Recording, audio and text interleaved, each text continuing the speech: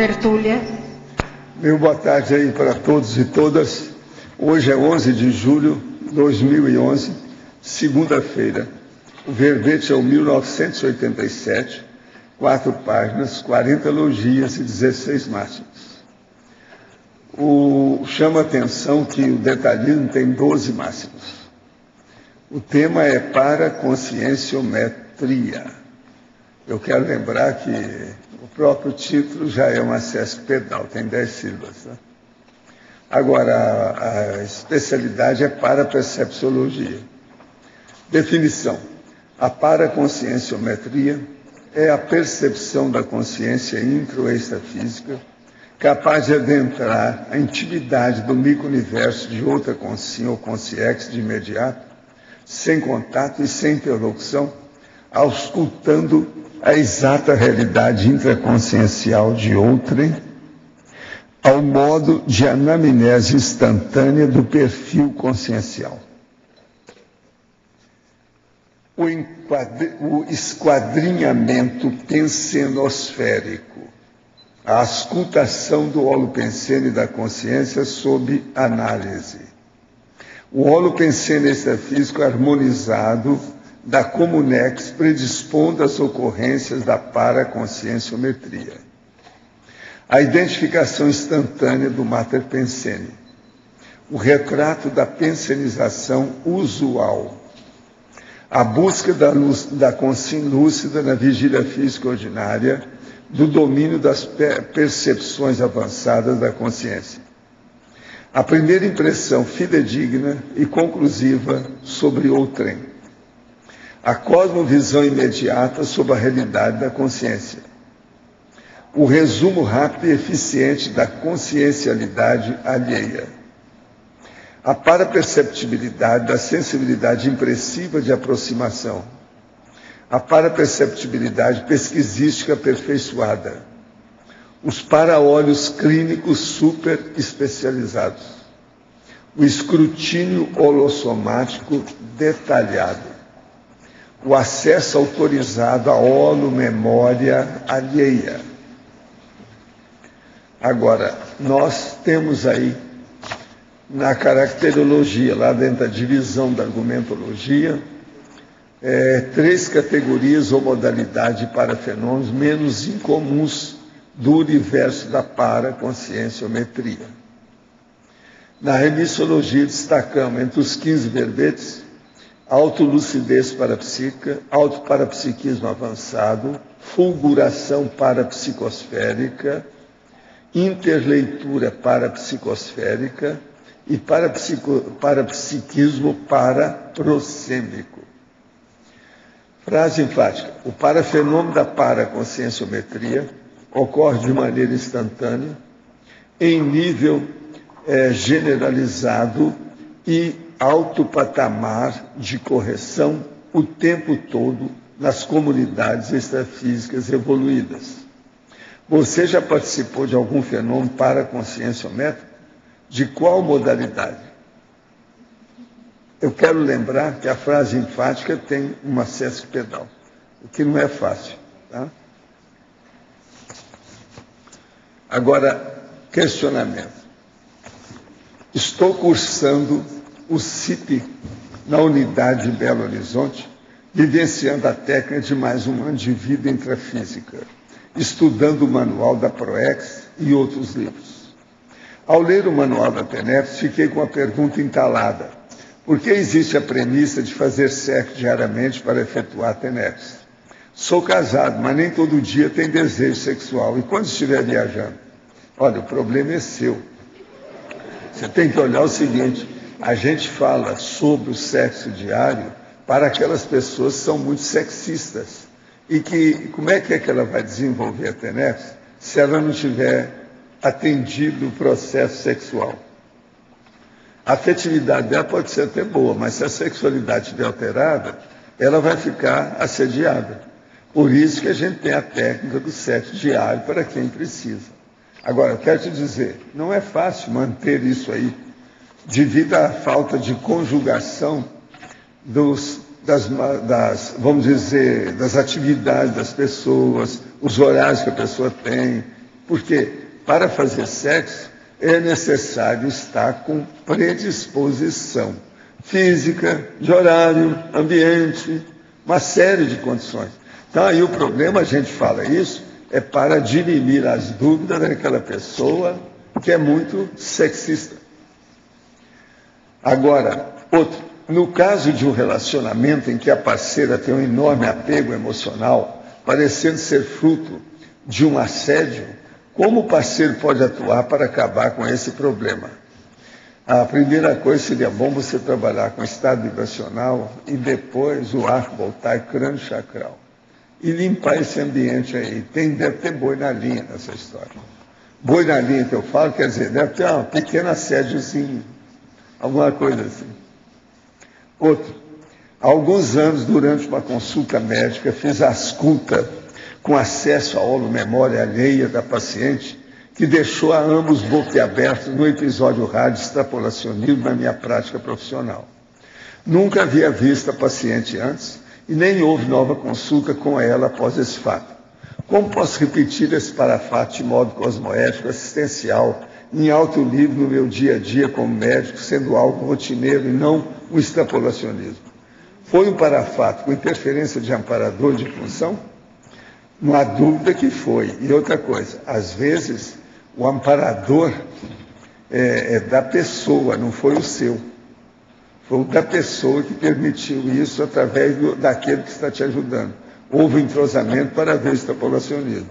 Agora, você, para desenvolver isso, tem que pegar estado vibracional, assim, diz assim, arco voltaico, crânio chakral, fazer assistência, trabalhar mais com esse processo.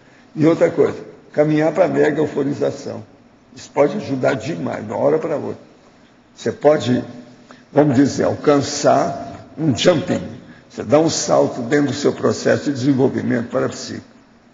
E outra coisa, os resultados do seu consultório vão ficar lá em cima, vão aumentar tudo.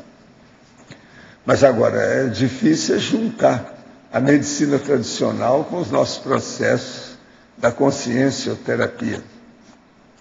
Outro, sou voluntária da Conscienciologia e há cerca de um mês decidi fazer TENEPS ainda este ano. Fiz um plano de ação com atividades para focar até o prazo auto-estabelecido, sendo que de 3 semanas para cá tudo tem dado errado. Curto em equipamentos, imprevisto financeiro, notebook falhando e brigas frequentes com o meu duplista. Você veja bem, só de pensar já está tendo problema, você tem que preparar mais. Durante esse período, as projeções têm sido intensas. Sempre trabalho bastante no extrafísico. Me recordo de 2 casos onde, junto com minha dupla, estavam exorcizando 2 consciências que se apossaram do corpo de 2 consciências. No extrafísico, me percebo com um desempenho fora do comum. Minha exteriorização de energia funciona como descarga elétrica e me sinto um furacão. Já avisei aos meus assediadores que nunca desisti de nada em minha vida e não pretendo desistir da TENEPS. Pergunto ao senhor, além do estado vibracional, o que mais posso fazer? Ter determinação desse jeito aí e perseverança, persistência. Outro, você poderia relacionar os efeitos cognitivos da solidariedade interassistencial e o desenvolvimento da paraconscienciometria? Não, aí o ideal seria você pegar tudo que diz respeito à interassistenciologia, lá na enciclopédia da Conscienciologia, que aí fala todos os efeitos cognitivos e outros mais, de todo tipo, todas as modalidades.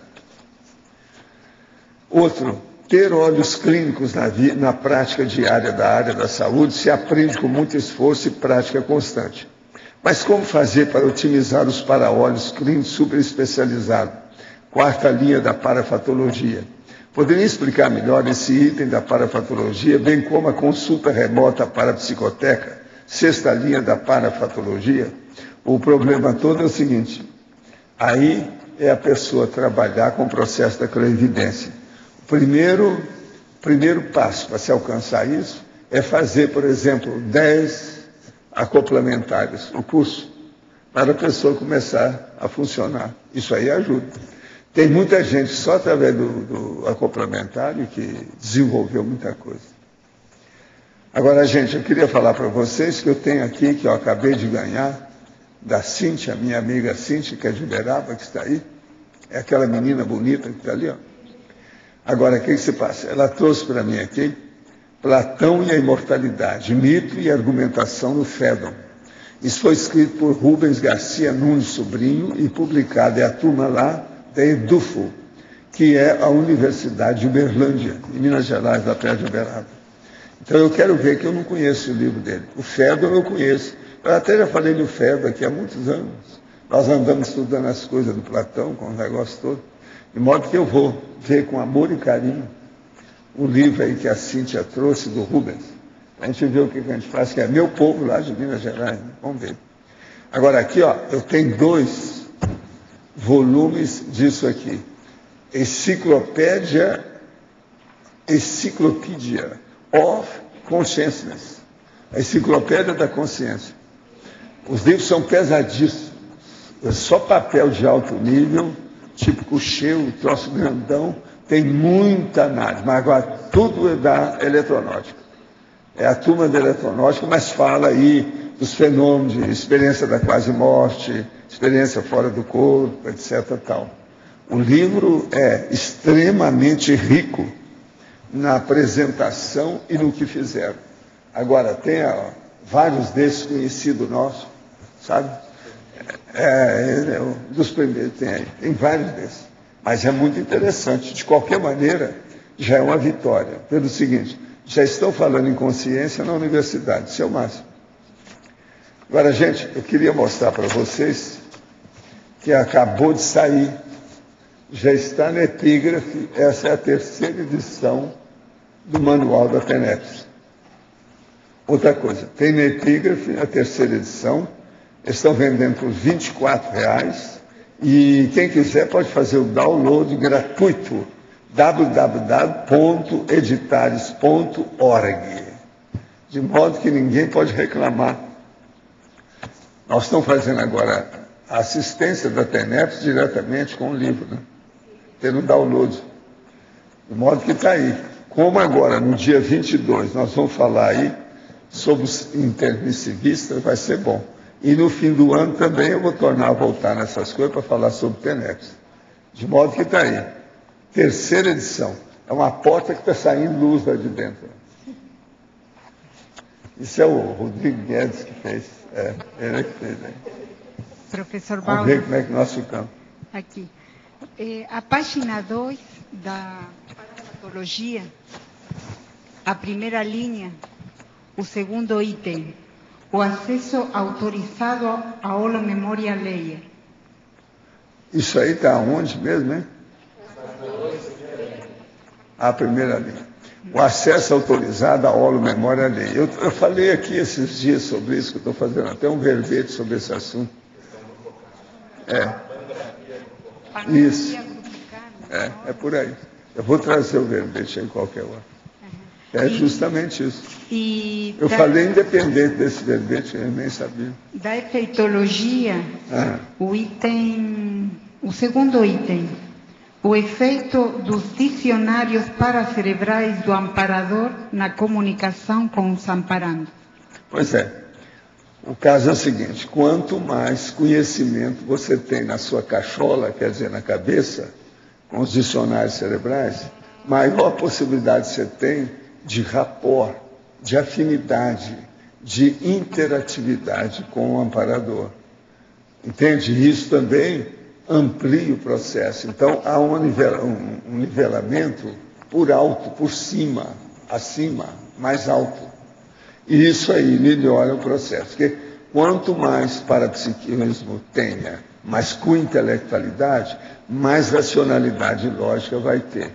Então, os fenômenos ficam pouco a pouco praticamente matemáticos, lógicos, exatos, claros, explícitos. Então, o efeito do dicionário paracerebrais do amparador na comunicação com os amparandos depende, antes de mais nada, do amparando. Por quê?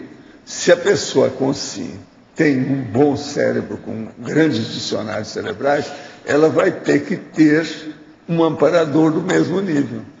Então, por exemplo, às vezes tem amparador que é superior, a pessoa, porque eles são iguais, mas ele se manifesta a partir do psicossoma.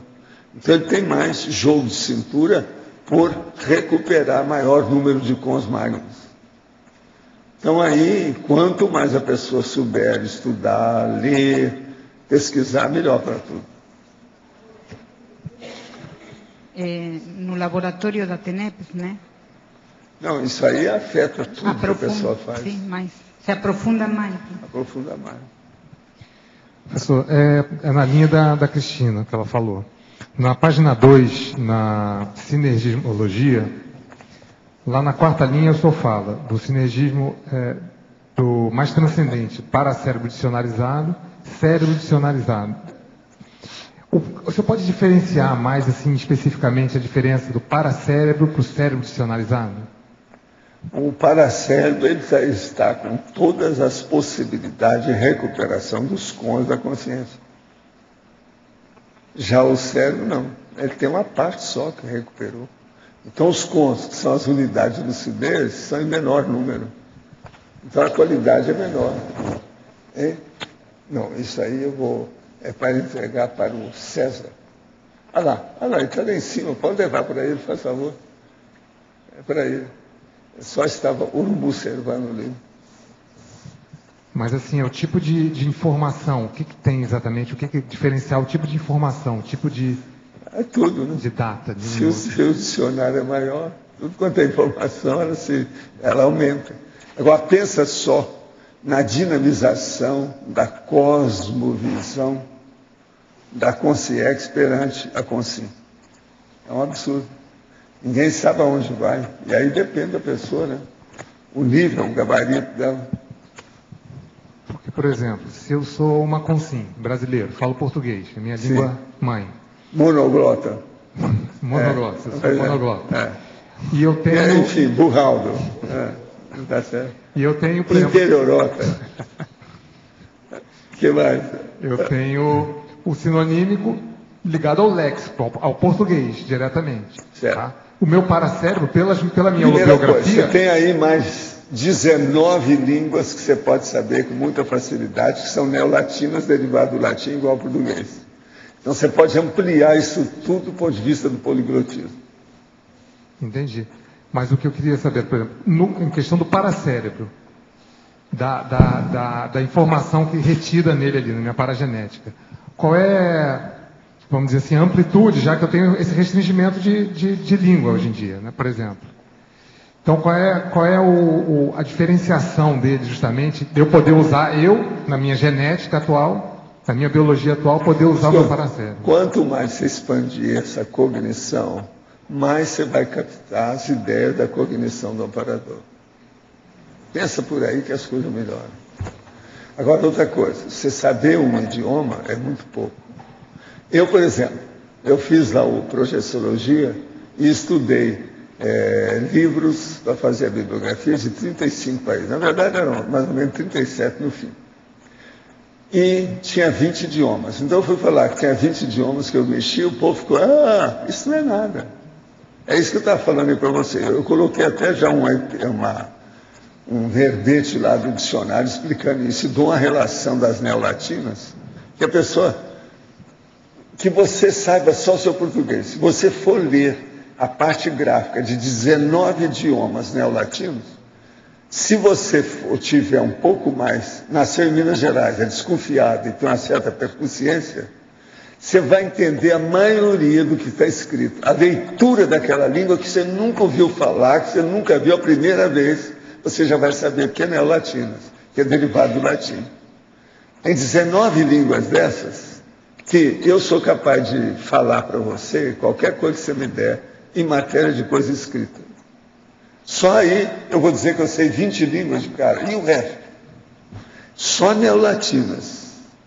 Então, por isso que eu falo que é preciso da pessoa amplificar essa abordagem desse processo e não ter medo de idioma. Agora, é incrível os certos idiomas. Tem uns que são mais difíceis.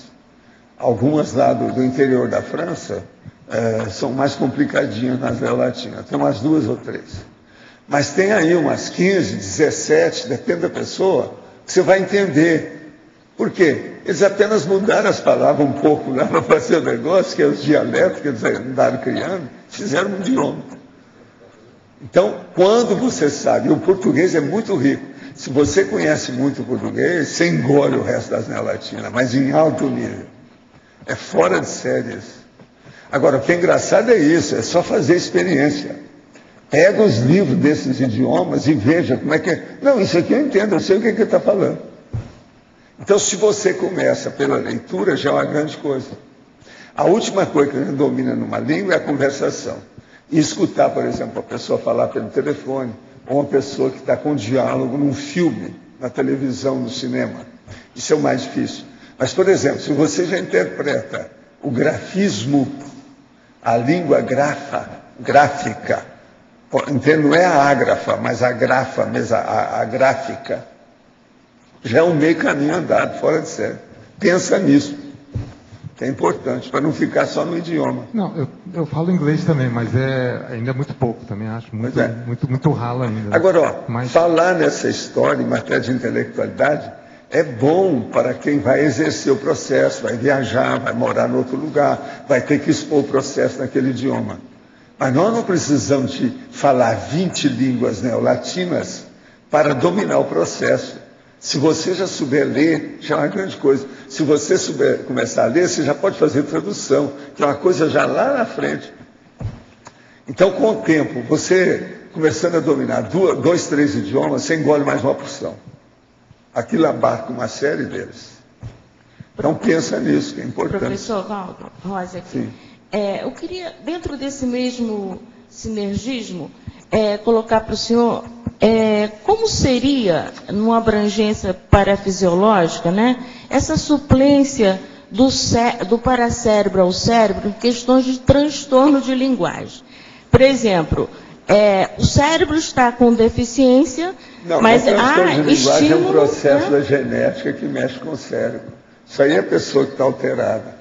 Agora, ó, se ela for assim, bem atilada com o tempo, ela supera o problema da dislexia. Com o estímulo pode acessar o paracérebro. Ela tem que prestar atenção. E outra coisa, tem que fazer determinados exercícios, usar determinados instrumentos, grafar, registrar, anotar. Isso tudo é importante. Então, há possibilidade de, com bastante estímulo, como falam os fisiatras... A coisa mais séria que tem é a hora que a pessoa fala uma besteira errada, trocou uma palavra, trocou uma letra, trocou seja o que for, e ela fala, opa, troquei. Isso aí que é importante. Se ela estiver atilada nesse ponto, ela já domina o processo. É muita gente que é hiperativo que tem dislexia. Está entendendo? Uma coisa puxa a outra. Então, ele tem que acabar, ficar mais tranquilo, ir com calma, para ver que está falando besteira. Trocou. Então, aquilo, a pessoa que troca o nome da pessoa, entende? Então, isso é terrível. Eu comecei a estudar isso, professor, no caso da pessoa sentir o membro ausente, no caso do amputado do braço. Aí eu fiz uma analogia com a deficiência no cérebro. E como o amputado, ele sente o braço ausente, naturalmente, se ele tiver ligação com o paracérebro... Não tem nada a ver com isso. Tem não? Ali é psicossoma.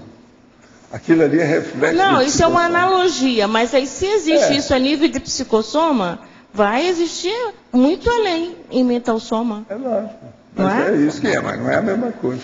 Não é. Eu estou falando como partida, né, de reflexão. Estou fazendo uma comparação. Então é isso aí, né, professor? Líquido para microchip é um dispositivo energético paratecnológico implantado no paracérebro do macrosoma da Consim, desde o curso intermissivo, relacionado ao processo de interatividade transdimensional, a comunicação telepática com consciências amparadoras, a sintonia fina com centrais extrafísicas, a execução de Max Proex e conexão direta com a paraprocedência pessoal. Porém, ainda tenho pouco conhecimento sobre esse assunto. É algo intermissivo? Pergunto também, quanto aos paramicrochips patológicos, existem implantados por assediadores? Tudo é possível. É bom ou não possuir paramicrochip? Depende. O que é exatamente isso e para que serve? Como alguém recebe isso? Só se recebe para fazer assistência aos outros. Pensa bem. Não achei nada no índice remissivo de 700 experimentos, nem no Projeciologia. Procurei no verbete, mas ainda não consegui entender muito bem. O senhor poderia esclarecer, dar umas dicas? Pega a enciclopédia e olha pelo Find, na procura, põe lá, para microchip. Você vai ver que tem uma opção de coisa. Gostaria de saber se poderia descrever como é o laboratório conscienciológico da sinalética parapsíquica mencionado em Laboratoriologia, página 2, e quais experimentos realizados. A sinalética é o seguinte, a pessoa tem que estudar e ver, você tem que entrar lá e ver o kit lá do laboratório. E isso aí é fácil, você entra, vai ver, você vai entender o que é. São sinais que a pessoa tem para ver o processo parapsíquico, os fenômenos, como é que ela fica lúcida a respeito disso. E outra coisa, isso aí é um alerta, a pessoa já vê na hora que as coisas estão acontecendo, e com o passar do tempo, ela tem uma plena confiança nas ocorrências, porque ela já vivenciou aquilo muitas vezes, tem muitos exemplos, muitos precedentes, ela supera o processo. Outro, o senhor pode me falar sobre Gerard Anaclet Vincent Ancosse, o Papis? Pois na última pergunta o senhor me falou sobre essa personalidade. Noto muita afinidade com ela, sem nenhuma conotação mística, apesar de ter estudado muitas escolas iniciáticas, mas levando o meu parapsiquismo para o máximo de racionalidade e para a lógica. Gostaria de saber se é possível ter sido essa personalidade através da paraconscienciometria do senhor. Se não, sabe me dizer se ela está ressomada? Na holoteca tem todas as obras dele, inclusive sua tese em medicina e seu tratado de ciência oculta. Lá tem um monte de coisa. Agora, ó, nós falamos para essa pessoa conversar com o Jarbas. E tem mais um outro aí que tem interesse nesse assunto. Seria bom você conversar mais com o Jarbas. Jarbas Paranha, ele te dá um banho de loja. Nós voltamos a falar para você, é isso que você precisa. O cara está lá em Pernambuco, está querendo pegar tudo da gente aqui de uma hora para outra. Melhor, aparece por aqui uma hora, resolve esse seu problema. Esse aí escreve muito, ele está muito interessado. Escorrega daí para cá. É só vir para o sul que ele vem escorregando. É mais fácil, né? Do norte para cá. Paulo, ainda há pouco você estava comentando sobre os idiomas, né? As línguas neolatinas e tudo. Você chegou a identificar idiomas exclusivamente extrafísicos que não tinham aqui no intrafísico? Algumas coisas eu já vi por causa do povo com quem você vai tratar, principalmente essa turma mais atrasadinha. Isso tem. Mas tem coisa que não tem classificação. Em matéria de língua, nunca ninguém pode dizer que já entendeu ou já relacionou todas elas. Isso é impossível. Pelas coisas que eu já vi extrafisicamente. Porque tem muita coisa que sumiu tudo, não ficou nada. Houve aí uma inundação, incêndio, alguma coisa acabou com aquele povo, acabou, a língua foi embora. Sim. Você tem que lembrar, dialeto é um negócio bravo. E tem as ágrafas também, né, que não tem. Pois é, de todo tipo. Correspondência. Eu estou falando são justamente essas ágrafas. As mas que não escrevem. Extrafisicamente, então, você chegou a identificar idiomas tem muito disso. Que não chegaram a manifestar no Eu, durante uma boa temporada, eu quero dizer para você, não foi eu, o Zéfiro andou estudando os processos do conscienciês. Porque eu sou, é aquele negócio fascinante do Mr. Spock. Está entendendo? O negócio é fascinante, o negócio do conscienciês. E eu não entendo isso. Eu falo para você, eu sou zero à esquerda, não entendo nada disso, eu quero saber. Eu sei que existe, a situação é essa, existe um processo que você pode até vivenciar aquilo, dentro do extrapolacionismo, por exemplo, de uma cosmoconsciência, mas eu não sei, entende? Picotar o assunto e debulhar aqui dá para você mastigadinho, não dá, eu não sei. Então é uma das coisas que eu fui estudar, mexe com o processo das línguas ágrafas, o processo desses rudimentos. Eu estudei, por exemplo, Esperanto, para ver como é que era isso. Fui estudar o Tagalô, lá que me chamou muita atenção nas Filipinas. Você está entendendo? Que o Tagalô devia ter espanhol, o povo está falando, às vezes eu entendia tudo que eles falavam. Tem vários assim. Então isso é muito esquisito.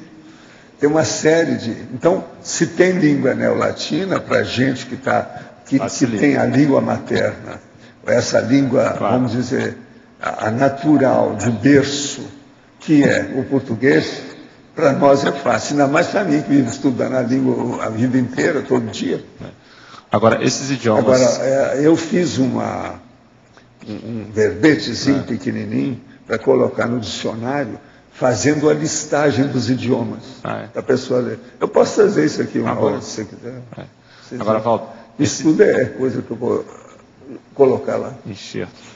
Esses para-idiomas, então, você falou que muito situações mais baratrosféricas, né? Pelo que eu pude entender, que seria um nível mais baixo. Em comunex mais avançadas, obviamente estão caminhando para o consciência. Já está superado, ultrapassado. Então, agora, por exemplo, isso aí tem um valor extraordinário nas comunex inferiores, atrasadas, retrógradas, ou seja, totalmente congeladas no tempo. Elas não saíram de lá. Então, como é que você vai entender aquele povo? E às vezes tem dificuldade, porque a telepatia deles é mínima. Às vezes você vai num lugar desse que o povo não sabe nem fazer volitação, e às vezes nem admite isso. Há muita perturbação no processo extrafísico. Eu, quando falo em baratosfera, eu não estou falando só que tem assediador, não é isso. Tem gente doente. Pensa a baratosfera como sendo uma big enfermaria de pessoas. Entende? Lelé da cuca. O processo é esse. Então o negócio não é fácil. Agora, de pensar. Outra questão, até dentro da ciência convencional se sabe, tem vários estudos sobre isso, sobre a condição da influência do idioma no pensamento, no desenvolvimento do pensamento. Então você mesmo já falou muito sobre isso, já escreveu sobre isso. Você tem idiomas até que facilitam mais um tipo de raciocínio. Por exemplo, o alemão com a filosofia facilita. O italiano para a música. E por aí vai. Então, assim, olhando todos os idiomas que você já viu, inclusive o chinês e tal, qual você considera o idioma mais avançado, que ajudou a desenvolver mais no processo aqui? Isso é difícil.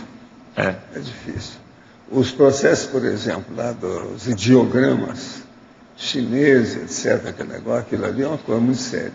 Isso aí ajuda muito a pessoa a entrar em detalhe da estrutura das coisas. Entende? Agora, por exemplo, eu nessa vida e trabalhando com vocês e desenvolvendo a conscienciologia, o idioma português, eu preciso dar mais valor para isso. O povo não dá aqui. Então, o brasileiro não dá valor para isso. O português não dá, um pouco. Mas, em compensação, eles dão, mas são muito aferrados ao passado. São muito a prioriota. Português, de modo geral, lusitano, tem muito a priorismo. Devia de ser mais elástico com o processo da língua. Eu acho que é muito rígido demais. Tem certas bobagens. Esse negócio de ficar com os factos da vida, que besteira isso. O que é que me tira logo? Facto. Um C. Né? Só para mostrar certas coisas. Assim. Tem umas coisas que isso aí eu não entendo. Eu acho que é burrice. Isso aí é bitolado. É bitolamento. Então, nós precisamos de dar valor para o processo, que a língua portuguesa aqui no Brasil, ela é melhor, é mais aberta. Eu sempre achei. Mas, por exemplo, se a gente olhar o desenvolvimento que o Ocidente teve, no último milênio, por exemplo, que foi onde as coisas aconteceram. O processo é mais latim. O latim que ajudou. O latim seria, a gente poderia falar. O grego ajudou muito no início, mas depois o latim que predominou. Mas você já comentou e outra também... coisa, a França teve muito valor nisso aí. Entendeu? Porque a França que era um núcleo cultural mais sério. Não era a Inglaterra. Não era a Inglaterra. Agora, a Inglaterra tem uma coisa que, por um lado, era péssima, por outro lado, era ótima. Que é o problema deles mexer fora, o processo de alcançar os domínios, as colônias, a Commonwealth. Aquilo ali é um negócio muito sério. Ampliou. Que mexeu com um monte de gente. Você vê, a Inglaterra hoje foi invadida por foreigners. Os estrangeiros estão dominando tudo lá. Se anda na rua, tem gente, tudo quanto é nacionalidade ali, principalmente no Oriente. Agora, você comentou uma vez que possivelmente na próxima vida na China vai ter que fazer um trabalho muito sério em relação ao idioma, tem que fazer muito ajuste ao idioma, né? Tem. Não, eles já estão começando a fazer. O que você vê que é o complicado do... Eu acho, por exemplo, que eles já estão começando seriamente. É um monte de coisa da China que vem tudo. Você olha essa minha camisa aqui, ó, está tudo falando em inglês, foi feita lá. Quer dizer, eles estão mexendo em inglês, dominando o processo todo na China. Por causa do processo comercial e industrial. Então, mas o idioma chinês tem sérios problemas também, né? Porque ele acaba... Não, é das mais difíceis. Para cada palavra você criar um... O mandarim, você precisa, às vezes, de 20 anos para dominar totalmente o idioma. Então, por exemplo, eu não admito que uma pessoa que não seja chinês, que nasceu lá e estudou bastante, que ela domine o mandarim. Não domina besteira. Ela sabe alguma coisa.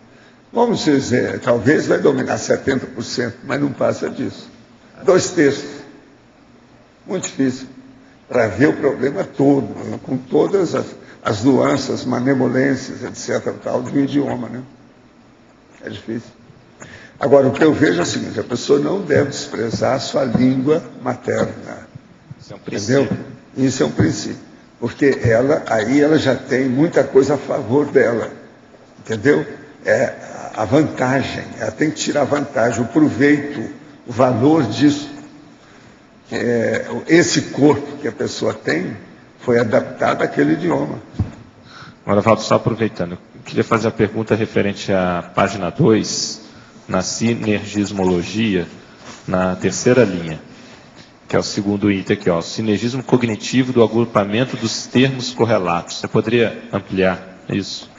O processo todo é o seguinte: aí entra o negócio da associação de ideias e o problema da enumerologia. Isso aqui que você está falando é a síntese do enumerador. Entendeu? Agora, qual é a vantagem dessa história? É o processo da cosmovisão que eu vivo falando com vocês, que falta aqui para a maioria.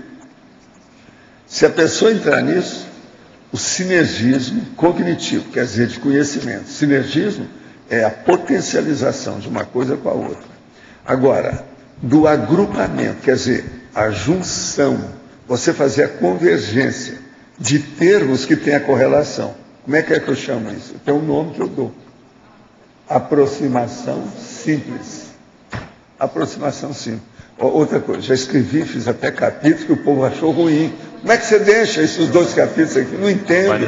Está fora do lugar. Fala assim, a vovozinha, vai bem? Ele não entendeu nada. Então as pessoas têm dificuldade até para entender a abordagem a esse tema complexo. Entende? Agora pense. Aqui entra também cognato. Eu tenho vamos dizer, uma vantagem enorme com o enumerador. Comigo. Porque ele vê o negócio, aquilo que me escapa, ele fala tudo para a história quando precisa. Então, por isso que eu tenho essa aí.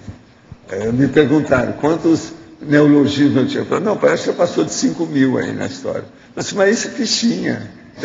Tem que fazer muito mais para esclarecer os problemas. Agora, tudo é agrupamento de termos correlatos. Tem que começar por aí. Você veja bem, olha aqui, ó.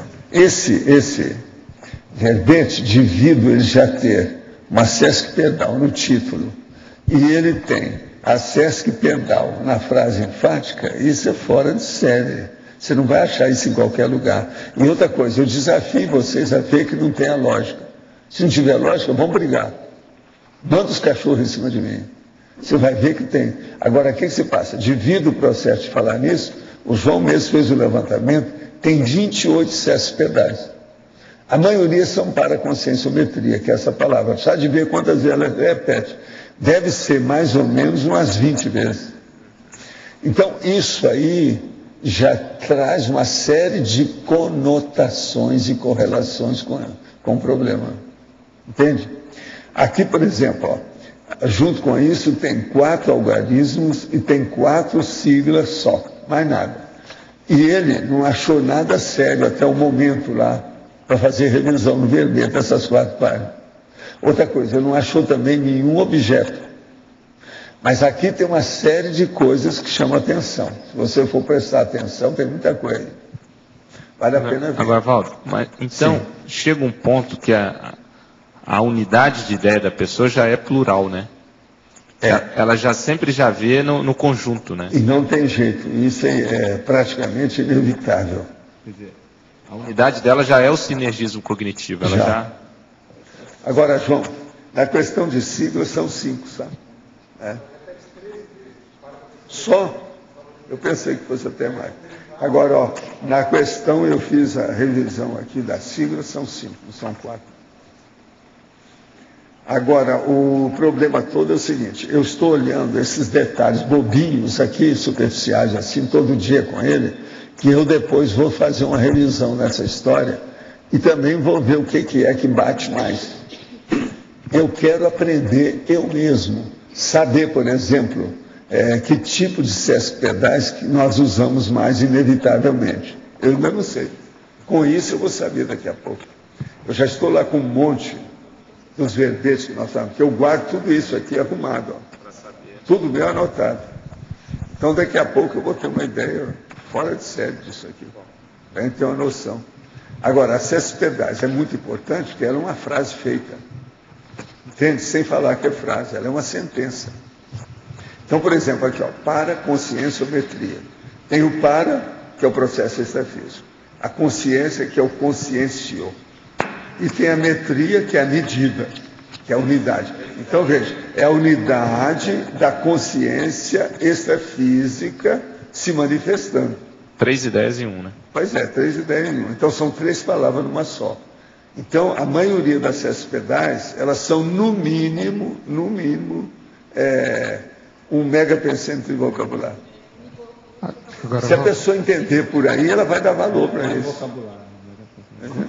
Nesse caso aqui, desse verbete aqui do título, qual é o seu critério na hora de colocar para conscienciometria ou para terminacologia? Aquilo que seja o mais correto e aquilo que o povo está usando mais.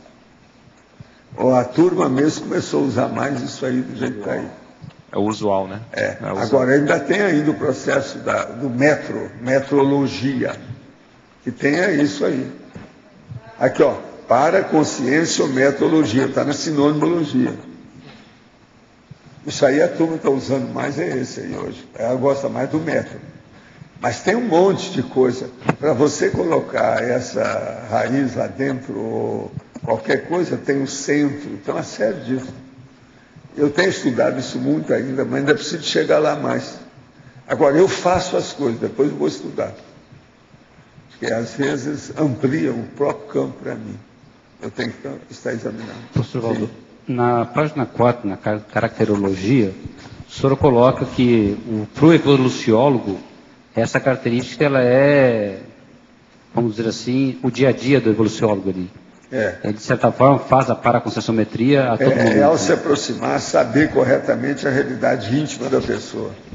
A diferença é que o evoluciólogo ele tem visão de conjunto que o sensitivo não tem e o que o clarividente muitas vezes não tem também nessa questão. Pois é, examina bem essa caracterologia que já dá uma ideia para a pessoa mais séria da realidade. Em termos de estrutura dessa captação, há uma conexão, o senhor comenta aqui, a consulta remota, a parapsicoteca lá na página 2, logo em cima ali, na parafatologia, né? Sim. A consulta remota para a psicoteca. De certa forma, o evoluciólogo, ele faz o acoplamento, faz a assimilação e tem essa consulta imediata para a psicoteca, mais ou menos assim? Às vezes já sabe aquilo tudo. Você pensa bem, ele vai examinar uma pessoa que você já viveu com ela 5 vidas. Ele já está sabendo tudo, quem é, quem não é. Ele sabe tudo por atacado, um monte de coisa. A cosvisão é imensa. Não dá para comparar conosco. Você entende? Por isso que vocês estavam rindo de mim, eu estava falando, eu estou muito longe disso. Tem um gap aí enorme, um abismo nessa história. Essa consulta remota, eu queria que se aprofundasse. A remota é o seguinte, você está aqui e você consulta para a psicoteca lá. Você pode consultar através do processo da Central Extrafísica da Verdade, por exemplo. É uma opção de coisa. Mas essa remota também pode ser lá na Comunex? Não, isso lá já não é bem remota, aí já é direta. É daqui para lá. A remota que eu estou falando não é na lembrança da coisa antiga. Não, ele acessa lá. É o acesso direto ou indireto. No caso aqui, para o senhor, seria mais direto a parapsicoteca, de certa forma, do interlúdio, através da central da verdade também? Para a gente ver o que dá, né? Não há dúvida. De ver, né? Para onde vai isso? Valdo, aqui na página 2, na segunda linha, tem a noção realista quanto ao provável saldo da ficha evolutiva pessoal, a FEP. Eu queria entender o seguinte, se você pegar duas consciências, tá? Uma que já superou uma série de questões, está up to date. A outra também, as duas estão no mesmo padrão. Só que uma tem um rastro nosográfico pior do que a outra.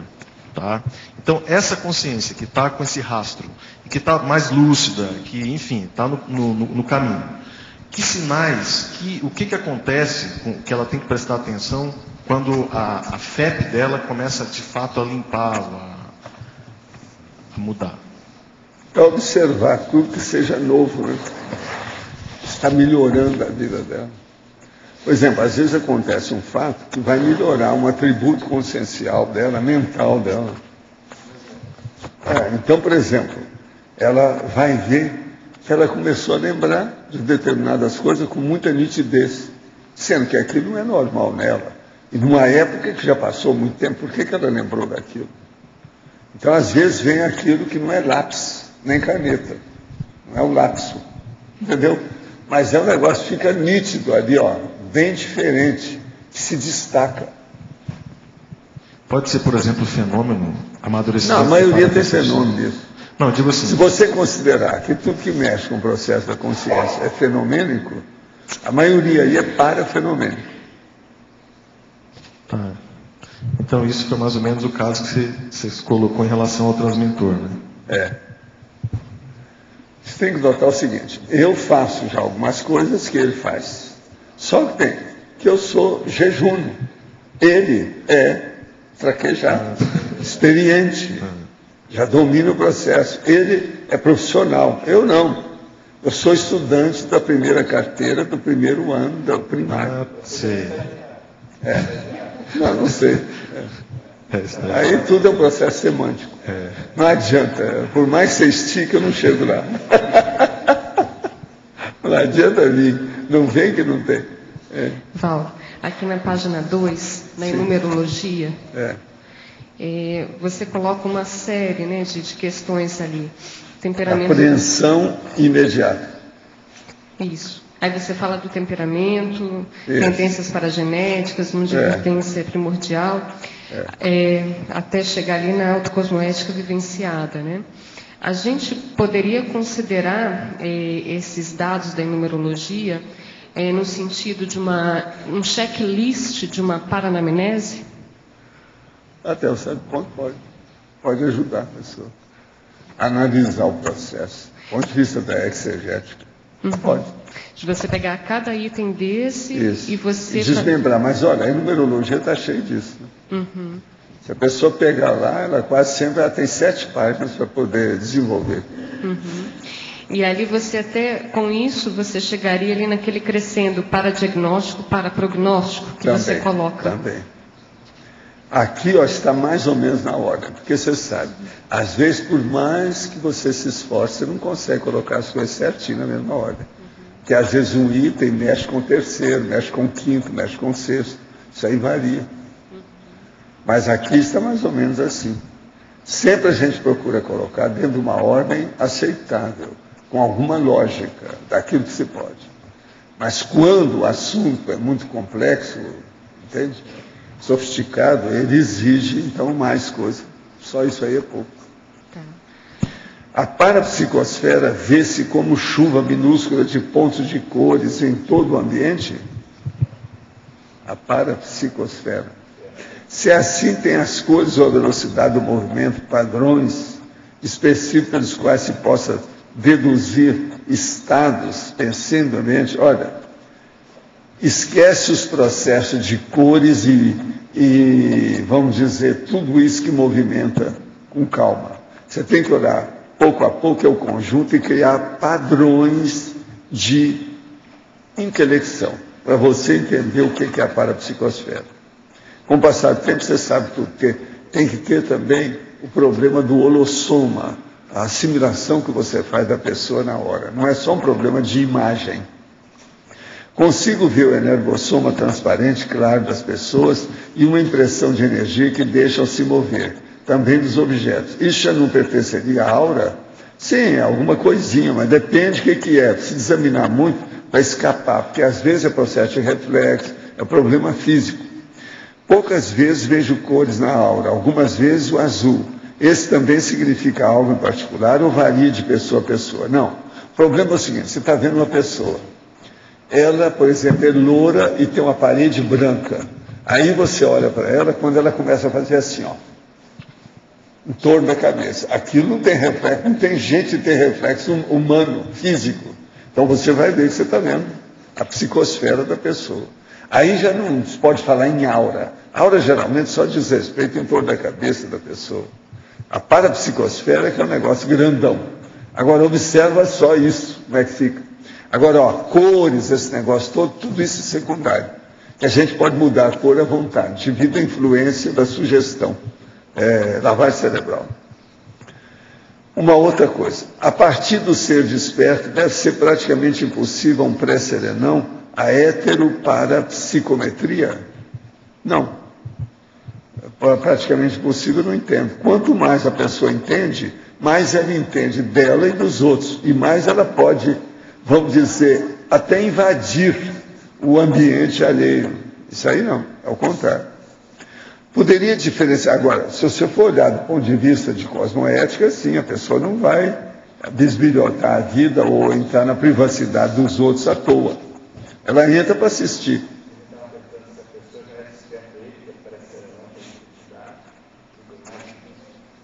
Pois não, o problema é o seguinte, quanto mais a pessoa sabe, mais ela entra. Isso aí é que é a base. Por aí tira a conclusão. É lógico, depende dele.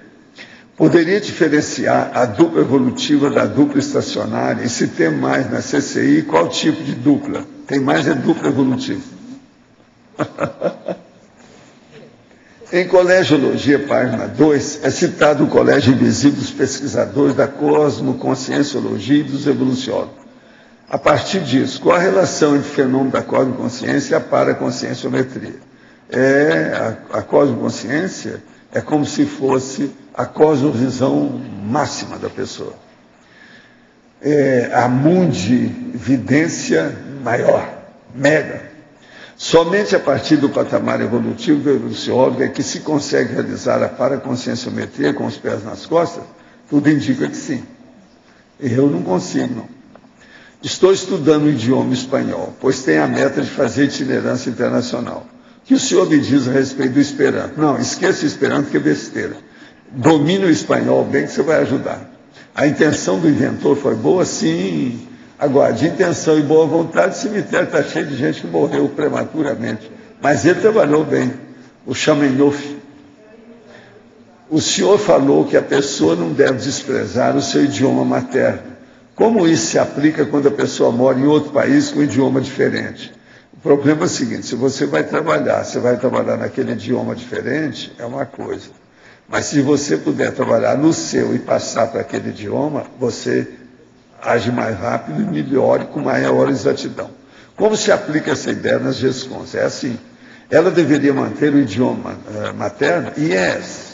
Boboca dela se não fizer isso. Agora, você que nasceu lá na Argentina e que veio para cá, lembre-se, espanhol é uma linguagem infantil. Então, o português é o mesmo. O espanhol, por exemplo, o castelhano lá, o cara de Buenos Aires, dá resfriado, ele começa a falar português. Não é isso? Não é assim? Então, o processo todo é usar as duas, porque espanhol e português é tudo cuspido escarrado. É a cara de um, focinho do outro. Sim. Gente, eu nunca precisei de estudar espanhol para saber das coisas. Mas é que eu também vivi lá, não fazia muito tempo. Mas então...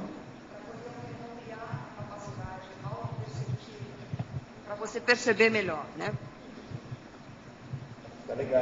Para ampliar a capacidade, a acuidade paraperceptiva, para você fazer justamente esse exercício da paraconscienciometria. Quais seriam os passos melhores que a gente tem para poder alcançar, por exemplo, aumentar esse dicionário paracerebral? A vivência com essa... Eu pensei que seria... O negócio é pegar um laptop e anotar tudo. O problema é por aí. Agora, lá você não vai anotar só palavras, ou ideias, ou qualquer coisa, registrar só isso, não. Você vai ver também as técnicas que você vai usar para ampliar o seu processo na cabeça. Então o laptop permite isso tudo. Você desenvolve por você. Uma outra coisa que é bom a gente frisar aqui, bem sério. Em matéria de tecnologia e paratecnologia, existe uma tecnologia pessoal. Existe uma tecnologia cósmica. Essa cósmica é que a gente fala. Mas, por exemplo, a pessoa tem que criar a tecnologia dela. Essa é melhor. Ela é superior à outra para aquela pessoa em relação à vida que ela tem hoje. Certo. Então, olha a tecnologia pessoal sua através do laptop. Isso é seríssimo. Tudo meu eu tenho uma técnica própria, uma metodologia que eu mesmo criei. É a minha estilística pessoal. Todo mundo tem estilo. O estilo é a própria pessoa. Então ela tem que assumir isso aí e ver. E outra coisa, sempre desenvolvendo essa estilística. É o que eu faço. E essas anotações, elas vão ajudando você a ter mais... Toda anotação ajuda demais. Ajuda demais. Eu já trouxe aqui, já mostrei para vocês o fato, a verbação. O negócio, quando eu tinha 17 anos, eu estava na adolescência. Até hoje, o livro de capa dura me ajuda. Ele tem anotações que servem. Agora, veja, isso é 1949. São 53 anos. 63 anos, né? Na verdade. 62 para 63 anos. Começou em 49, e acabou em 53, lá o livro. Mas as anotações maiores é do ano de 1949, eu tinha 17 anos. 49 para agora são 52 anos, 62 anos no mínimo. E assim, esses efeitos você percebe em você, dessas porque eu já lia muito, já estudava, já conhecia vários, né? Com 17 anos eu já sabia vários idiomas. Já lia os livros, anotava, fazia tradução. Entende? Eu tive preceptor para isso. Eu estudei muito. Até hoje eu ainda leio um pouco. É que eu sou burro. Você já pensou se eu fosse mais atilado que esses caras que eu conheço aqui extrafisicamente? Bola. Teria ido longe. Muito mais. Agora, o caso todo é o seguinte, a vida exige demais. Você tem que ter refeição pelo menos 3 vezes por dia, escovar os dentes 3 vezes por dia, você tem que ir no banheiro várias vezes por dia. Isso aí é um problema. Agora, extrafisicamente, você pode chegar num certo nível que você não precisa nem de dormir. Então você pode ir levando aquela coisa assim, ó. Isso vai expandindo o processo da lucidez, recuperação de cons. É uma loucura o processo da cosmoconsciência que você pode atingir. Mas o problema é ver aqui. O palco é esse. A plateia é muito fácil você falar, vaiar a pessoa que está lá. Eu quero ver no palco. Eu vejo assim, professor Valdo, a gente tem uma dificuldade, mas assim, quando você está na intrafisicalidade, de você pensar mais e agir mais multidimensionalmente. De estar em contato mais com a extrafisicalidade. Tudo a gente vê que eu tenho que ver o temperamento. Por exemplo, você já desenvolveu demais. Do jeito que você era, do jeito que você é hoje, a sua mentalidade era assim, ó. Você não parava. O pensamento, tudo. Hoje não.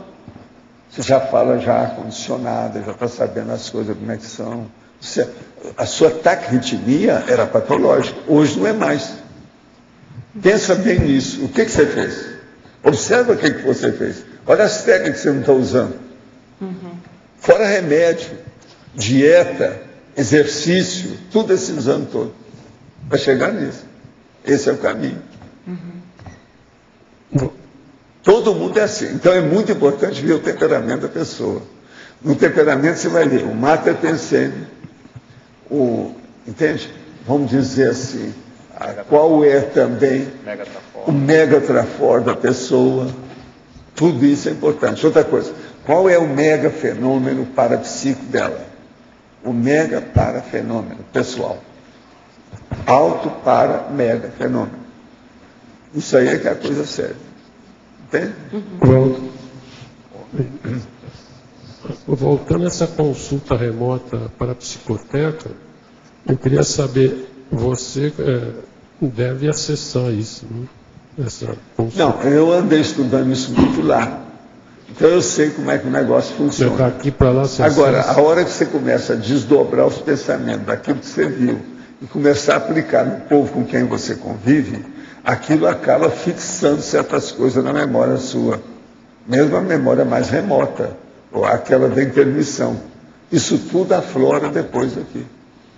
E outra coisa, você se predispõe para isso, a coisa melhora. Você fazendo esses rolos pensando que eu tenho feito na minha vida tudo para favorecer, isso ajuda demais. Mas de aflorar, mas a consulta direta, assim, você faz. Pois é. Não, alguma coisa, né? Aí depende do auxílio dos amparadores. O problema todo é que são esses fenômenos promovidos ou assessorados ou embasados pelos amparadores. Aí tudo melhora, tudo fica mais rico. Agora, na tecnologia, que é a terceira linha, Sim. tem autotecnicidade mental somática veterana. Você podia aprofundar a nível assim, bem mais alto? A autotecnicidade mental somática veterana, essa. O processo todo é o seguinte: qual é a tecnalidade sua, o nível de tecnicismo que você tem? Agora, vamos olhar isso do ponto de vista das faculdades mentais.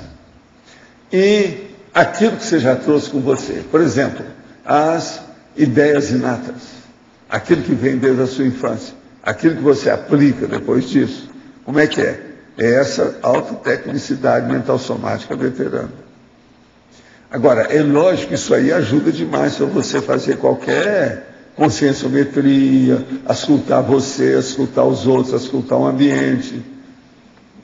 Ajuda de todo tipo. Agora, última coisa, esse sinergismo, mais para lá na quarta linha da sinergismologia, o sinergismo mais transcendente para cérebro dicionário. Pois é, esse que eu estava falando aí antes. Falou desse, né? O que é que você quer saber? Não, essa conexão cérebro para cérebro,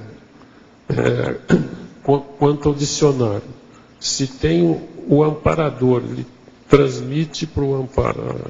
Pois é, ele tem que transmitir, mas isso é igual na psicografia. Os próprios espíritas sabem disso, Allan Kardec já tinha falado isso. Na psicografia, por exemplo, se o médium receptivo, psicógrafo, ele está receptivo para receber aquela comunicação telepática que vem do paracérebro, da consciência comunicante. Se ele tem um amplo repertório de ideias com dicionário muito avançado, aquela consciência, ela pode ser até mais burrinha e ter uma mentalidade menor. Na hora que for falar, aumenta o pensamento dela. Então, ele não só a pessoa aqui, melhora a pessoa lá. Não é que vai melhorar apenas a mensagem, ele melhora também o comunicante. Você entende? Faz uma sinergia. Então, por exemplo, eu fiz muita experiência de psicografia baseado nisso. Então, quanto mais você souber, melhor. O ideal, com o tempo, Emmanuel eu tinha recebido mensagem sobre isso, dele, já isso na década de 50. Ele já falava o seguinte: o melhor psicógrafo é aquele que consegue igualar ou ultrapassar a média dos comunicantes dele. Entende? Isso já era a orientação que ele me dava. Eu tinha 14 anos. E é um fato. Então, quanto mais a pessoa tiver um dicionário cerebral bonzinho, melhor, para tudo. Isso abrange tudo que a pessoa fala. Amplifica o acesso dele também. Pois é.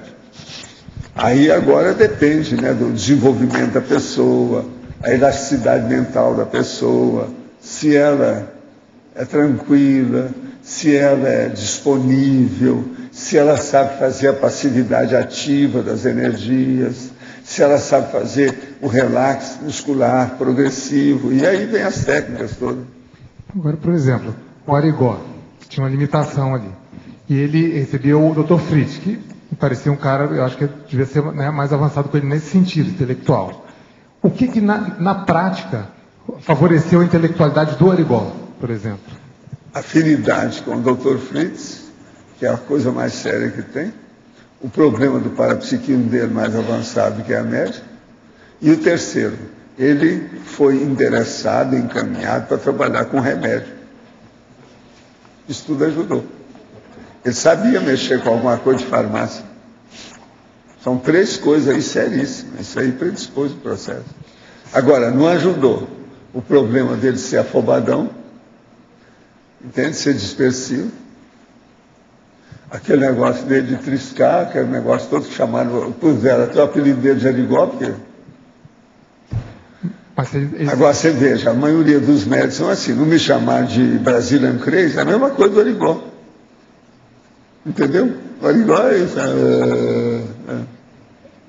Mas será que ele não já trabalhou com farmácia, alguma coisa antes? É lógico, tudo isso nunca é a primeira vez. Eu e minha esposa fazemos arco voltaico diariamente. Esse processo deve ser feito sempre no mesmo horário, ou é melhor mudar todo dia? Não é melhor mudar de horário e de lugar. Minha esposa insiste em fazer antes dela ir dormir, mas eu às vezes estou muito cansado ou fazendo outra coisa. Não é bom isso aí nessa hora, não. E preferia fazer pela manhã ou pelo horário de jantar. Seria possível você esclarecer? Não, você está certo, ela está errada. Melhor é isso que eu estou falando, você é o ideal. Do ponto de vista da conscienciologia, como funciona o processo de trabalho mediúnico nas religiões afro-brasileiras? O que acontece quando essa passa pelos preceitos dessas crenças, incluindo os cortes, curas, sacrifícios animais? Tudo ali é muito baratosférico, está cheio de guia cego, que está conduzindo outro cego.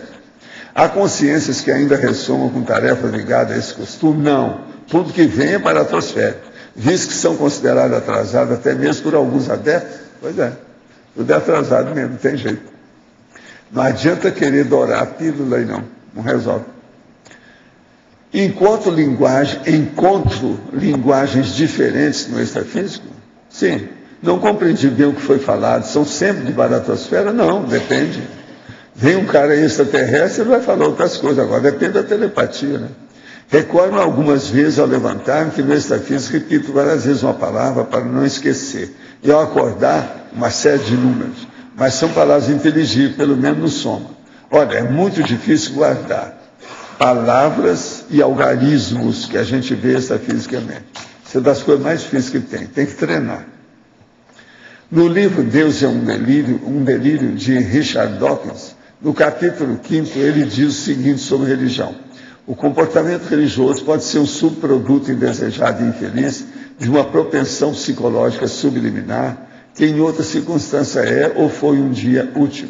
Você concordaria com essa abordagem sobre as religiões? Tudo é possível, né? Tudo isso aí é possível. Pode ser sim. Às vezes tem coisa mais ou menos nesse sentido.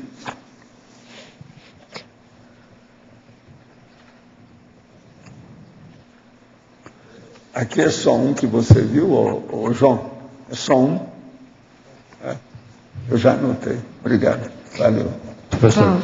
Ó, ele descobriu que tem um ponto que divide ser ponto e vírgula.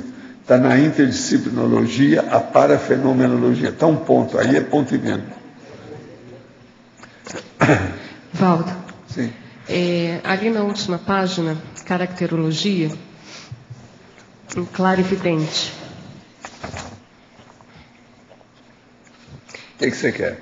Você chama a atenção do fenômeno da clarividência, né? O parafato de com clarividência, fazer o paradiagnóstico exato do paciente psiquiatra sem contato físico com o mesmo. Você chama a atenção do processo da clarividência, né? Isso pela questão das companhias do paciente, das companhias extrafísicas. Até o certo ponto, mas não é bem isso. O processo é ele fazer o diagnóstico da história. Foi aquilo que eu fui fazer lá no hospital em Curitiba, que a turma acompanhou. Acho que o Djalma estava lá, né, no hospital. Você estava lá, né, quando viu os pacientes. E sem ver a ficha deles, eu fui falando o que era. Depois trouxeram as fichas, nós fomos conferir. E eu parece que bati bem, né? Eles ficaram. Agora, eles queriam aprender comigo como é que é esse processo de anamnese, a parasemiologia, a paranamnese. Então, assim, o processo é clarividência, você põe aí e acabou. A energia faz o holopensene, faz a assimilação e vê o que dá. Tem que se virar. É isso que eu queria entender. Nesse processo que você coloca da clarividência, é você fazer a escuta dos chakras, também fazer a assimilação, fazer a percepção. O problema todo é o seguinte, você já vai preparada para fazer a assimilação. Então você faz assim, assimilação simpática, e faz uma interação com a pessoa. Enfim, se você puder, faz o quê? O encapsulamento da pessoa com você.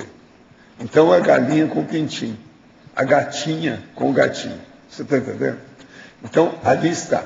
Agora, existe as achegas, quer dizer, os enriquecimentos. Vem o amparador e fala alguma coisa para você ali dentro do processo, te dá já a dica, já insinua. E tem outras coisas. Por exemplo, se eu olhando a pessoa, às vezes eu só olhar eu já sei a leitura da pessoa fisicamente. Então, a imagem corporal, a linguagem corporal, a posição corporal, tem um monte de coisa corporal. Tudo isso você vai pondo. Tudo isso é um monte de coisa. Agora, isso tudo é feito assim. Entende? Agora, com o passar do tempo, você pensa bem, eu durante anos e anos do consultório, eu fazia isso sem parar. A pessoa vinha, antes dela falar, eu já analisava tudo e via para que lado que era. Chega num certo ponto, você não erra mais. Pelo menos você acerta 70% de tudo. E você já vê o nível de acerto. Agora, você tem que guardar uma série de conotações simultaneamente na sua cabeça sobre a pessoa. Isso tem. Entende? Entendi. Agora, isso é impressionante. Agora, o pior da história, é preciso saber mexer com isso também. Você não pode, às vezes, falar tudo, você percebe. Às vezes não é o momento, às vezes tem companhia junto. O negócio não é fácil. Tem que examinar bem, porque, às vezes, em vez de ajudar, você vai piorar tudo. É porque quando eu li ali clarividência, eu pensei que fosse só o fenômeno da clarividência, mas não, todo o conjunto, né, assimilação e tal. Não, ponha clarividência, é uma coisa complexa. É do fenômeno mais complexo que tem. O que é a clarividência? Você não pode dizer que é a pessoa que viu isso aqui. Não, é muita coisa. Você vê uma pessoa aqui, às vezes aqui está relacionado com mais 5 que estão em Santa Catarina. Você vai ver tudo isso na mesma hora junto. Outra coisa, você está vendo uma pessoa aqui, às vezes aquilo diz respeito a uma vida que a pessoa teve em 1750. Precisa ver. A relação do momento é aquilo. E às vezes você vai captar aquilo tudo. Então veja, isso já seria uma heterocognição. Então a clarividência como é que chega? E aí tem uma série de coisas. Pode ter pré-cognição, simulcognição e também a protocognição ou retrocognição. Tudo vem simultaneamente.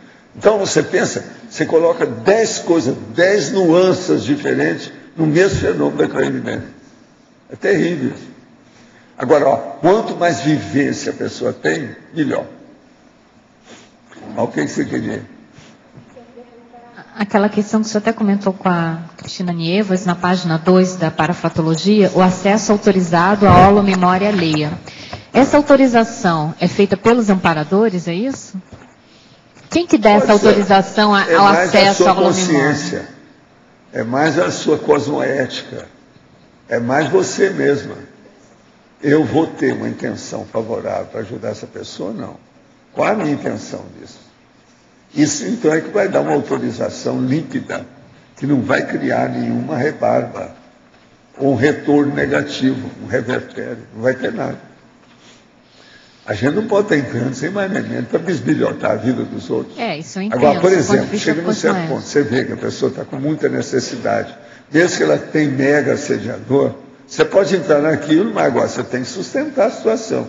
Tem que lembrar, você está com um doente, tem os mega assediadores, tem ambientes, tem os parentes, tem a atmosfera do processo, que é o holopensene da hora, tem o nível, às vezes, de doença orgânica que a pessoa tem, tudo isso você tem que julgar com a situação e ver como é que você faz. Eu vou até que ponto? Agora, na hora que você vê que precisa, você sente aquele banho de energia por causa dos amparadores, te ajuda. Você vai entrando naquilo, já sabe, não, eu estou com a corda toda, posso entrar nisso. Faca e o queijo na mão. Aí você entra, e há um desbronco, né? Você vai ver um monte de coisa dentro da situação. Entende? Agora, tem casos desse que às vezes a clarividência já é feita de propósito, que é a própria pessoa que está pedindo. Como é que fica? E outra coisa, às vezes não é a pessoa, é o objeto que a pessoa indica. Aquele caso meu na Itália. Não, você vai lá, examina a minha casa e dá uma limpeza ali, porque eu comprei não faz muito tempo, e preciso de ver por causa do ambiente que tem aqui, que está perto disso e daquilo. Aí eu entro e falo assim, olha, esse imóvel não entra, só se você pegar aquilo lá, tem que pegar aquilo. E falei do objeto, que é que estava bravo. E falei assim, tira isso da minha presença, que aí eu vou ver o resto, que isso aí o ambiente está pesadíssimo. Mas eu não posso jogar isso fora, isso vale mais de $5.000, que não sei o quê, hoje vai valer muito mais. Isso é caríssimo, assim, não me interessa. Você não quer que eu veja? A situação é essa. Aí eu fui lá, vi as coisas, expliquei tudo, depois nós vamos passando, ela me leva para um outro local, eu vejo um armário, que era um wardrobe, armário de roupa, wardrobe, aquele negócio grandão. Aí eu cheguei perto, coloquei a mão assim no armário, a hora que eu coloquei, praticamente eu entrei em transe para ver o que era. Comecei a ver tudo o que aconteceu. Mas uma verdadeira história saiu do armário, na hora. Aí ela foi pensar de onde é que veio fazer o histórico do armário e viu que coincidia a maioria dos dados com aquilo que ela falou, que eu falei. Então vejam como é que era. Agora o armário foi o seguinte, a pessoa ganhou quando ela casou. E depois houve uma tragédia com o processo, eles separaram. O armário ficou. Então a dona chorava com as coisas que tinha no armário, que ainda tinha a roupa do cara lá dentro. E eu vi isso tudo. Como é que eu podia saber de uma coisa? Mas tudo assim, imediatamente. Agora, vi a dona chorando, descrevi como é que era a dona, ela sentada, desconsolada, junto. E ela ia abrir o armário e via as roupas dele e chorava. Agora, tudo eu vi, assim, 5 minutos, o negócio todo. Como? Uma loucura. Agora, o melhor da história é que foi tudo confirmado. O negócio era muito antigo. O armário tinha mais de século lá, o negócio, troço grande. Tudo indicava que era do século XVII, por aí. Entende? Cenas assim passando à sua frente, tal como se fosse um filme, ou você tinha uma apreensão cognitiva da situação? Quando tivesse na tela mental, você vê tudo ali. Tá. Aquilo vai desdobrando. Vai desdobrando. É igual aquela visão panorâmica que tem quando a pessoa dessoma. Entende? O processo é mais ou menos assim. Agora, ó, pensa agora, isso tudo que nós estamos falando, que eu falei para ele, para ela, sobre o processo de clarividência com vocês. Pensa agora só uma coisa. Esqueça o que eu falei de clarividência e pensa só em pangrafia. A hora que eu entro num negócio desse, e eu posso ficar até entusiasmado com o assunto. Entusiasmado quer dizer, eu fiquei com tendência de ver mais aquilo. Então, eu favoreci mais, coloquei mais energia, fiz uma predisposição maior. Pensa o que não vai acontecer com isso. Aquilo vai se desdobrando. Você está entendendo como é que é? Vem tudo. Agora, é estranho a hora que vem os outros personagens, os figurantes, o personagem secundário do assunto, como é que ele começa a entrar. E às vezes você vê outro episódio além daquilo que você está analisando. O Lógico comentou há pouco que a tendência da consciência mais evoluída é ter o pensamento mais plural, né? Ter a cognição. Tudo, a tendência, tudo é o composite. Aqui, isso aí é tipo composite. É sempre sofisticado, porque tem múltiplos fatores. O tempo todo é isso. É multifacetado.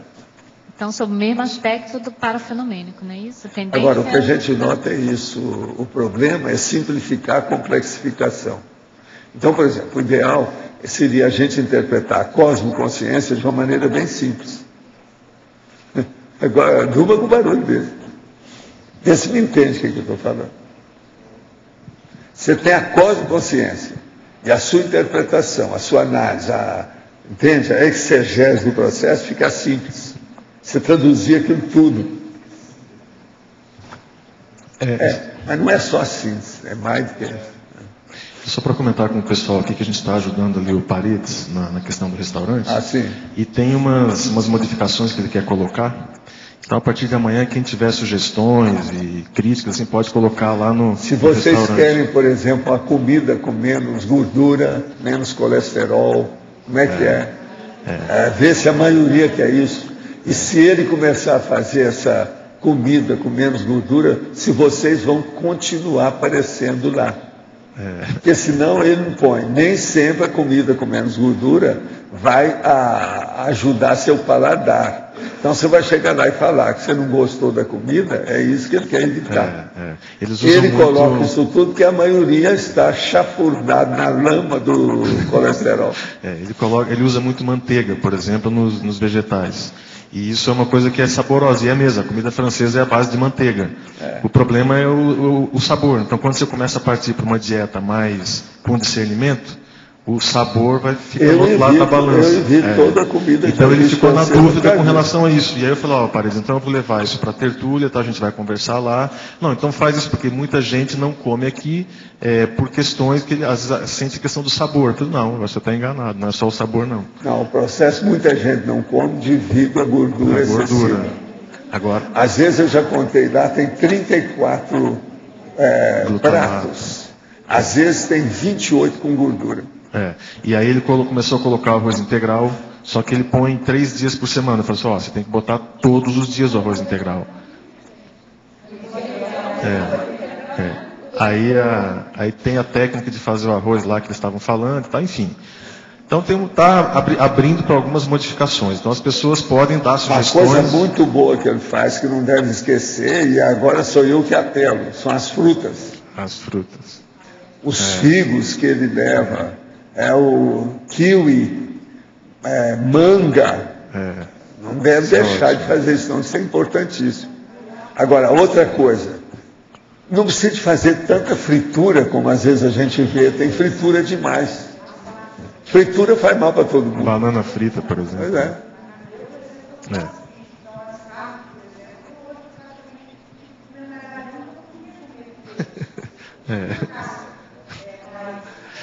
a ideia é o seguinte, ao invés de ficar todo mundo no ouvido dele ali, blá blá blá, coloca no papel, sugestão objetiva, a ideia é ajudar, entendeu? E levar mais pessoas para o restaurante. Agora, a sopa dele está perfeita, não precisa mudar não, fala com ele, tá? Hoje eu vou estar lá na sopa às 7 horas. E ter aquele cuidado, né, Valdo? A sopa é impecável. E ter aquele cuidado de achar... Irretocável. Chegou ao perfeccionismo. Não tem jeito de melhorar mais do que isso. E tem aquela questão Se mexer, piora. Quer dizer, não é tudo que tem que mexer. Ele quer mexer nas coisas, exatamente. Então destacar o que é bom e melhorar o que tem que melhorar. Professor Valdo, letra B. Letra B. A minha pergunta é sobre a efeitologia, a quarta linha de cima para baixo ou de baixo para cima. Os efeitos cognitivos da solidariedade interassistencial. O que você quer? Eu quero compreender quais efeitos e como é que esses efeitos ocorrem a partir dessa solidariedade. A hora que você tem um processo tendente a ajudar alguém, sempre vai ter um amparador que vai ajudar você.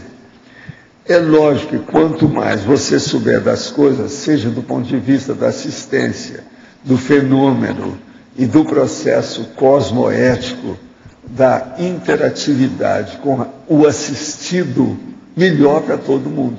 Sim. Então o amparador amplia isso ao máximo, que aí todo mundo sai ganhando, até o amparador. Sim. Então o processo é esse, é feito da solidariedade, aí no caso, é o cognitivo, de cognição. Sim. A pessoa está entendendo isso, ela tem consciência dessa realidade. Isso ajuda demais. Certo. E o próximo, o efeito tarístico da exemplificação da interassistencialidade cosmoética. O caso todo aí é o seguinte, a TARES é a tarefa do esclarecimento. E ela mostra o exemplarismo. Agora, isso vem dentro da interassistencialidade. Então você veja bem, TARES, exemplo, assistência. Mais do que isso não tem jeito. Você está juntando tudo que é positivo. O caminho é por aí. Agora, quanto mais a pessoa faz isso, mais lucidez ela vai ter, maior será a recuperação dos cons que ela vai alcançar, e por aí ela vai obter muito sucesso. Ela vai ser bem sucedida dentro do processo. E isso vai ter relação com a outra linha, os efeitos potencializadores da consciência crítica? Ah, sim. Não há dúvida, né? É o que eu estou falando, tudo vai. Sim, vai combinar nisso. É coisa séria. Valdo, aqui. Sim. Na segunda linha da página 2, tem a noção realista quanto ao provável saldo da ficha evolutiva pessoal. Como é que a gente melhora essa noção realista? É ver o que é que você tem feito de bom na sua vida. Por exemplo, esse mês nós estamos no dia 11. Esses últimos 10 dias, o que você fez de bom em favor dos outros? Isso vai melhorar a sua ficha, precisa ver. Agora, depois você olha para trás e fala assim, como é que foram esses últimos anos? Isso foi uma tendência natural da minha rotina ou foi um caso esporádico? Por aí você vai ver seu saldo. Sem interassistencialidade e compreensão da humanidade, você ter compreensão dos elementos, componentes da humanidade, não há bom saldo na ficha nunca. A melhor mensuração é a assistencialidade. Melhor jeito. Assistencialidade cosmoética prioritária. E também tem que ver, né? Qual a qualidade da assistência. Tem que ser uma qualidade tarística. Não adianta repetir no ultra-tacom que você está piação. Quase sempre a pessoa está fazendo a tacom para ela aparecer. Isso não adianta. Professor. Voltando aqui na enumerologia, sim, que o senhor tinha falado que servia, uma resposta que o senhor fez para a Adriana Chalita, que servia como um checklist para fazer autopesquisa e tal. Aí eu fui lá olhar, tem temperamento, tendências, multividências, intencionalidade, interesses, condutas e autocosmoética. Eu queria entender como é que o senhor faz, né, para ver a multividência de alguém, além do interesse, da conduta, da intencionalidade, o que é que se vê para entender a multividência da pessoa? Tudo que você puder, né? Tudo que você puder. Eu fiquei pensando assim, não, para eu ver a multividência da pessoa, eu vou ver o interesse dela. Aí estava aqui interesse. Aí eu não, vou ver os valores dela, porque os valores estão dentro do interesse. Aí eu fiquei pensando assim, deve ter algum item, algum parâmetro, alguma coisa que... Não, olha aí como é que é a situação, né? Você vai chegar lá, não tem saída. Quanto mais você aprofundar, melhor. Faz a prospecção em você... Se tem outra pessoa, na outra pessoa, no ambiente, na ideia, na meta, no objetivo, entra fundo nisso. Quanto mais, melhor. Professor, assim... Sim, mas eu entendi, mas assim, é interesse, é conduta, é cosmoética, é tendência. Tá bom.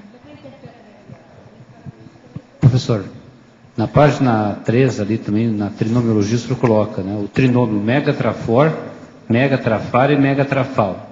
Nesse caso, o senhor comentou também do mega parafenômeno da pessoa. Né? Então, essas 4 variáveis, vamos dizer assim, seriam as prioridades, por exemplo, de um evoluciólogo ao contactar conosco ou de uma consciência mais evoluída a fazer esse contato, saber o megatrafor, o megatrafar e o megatrafal? Seria uma mega síntese desta consciência ou não dá para fazer isso? Quanto mais você souber o seu, quanto mais você souber o do outro, melhor, né? Para todo mundo.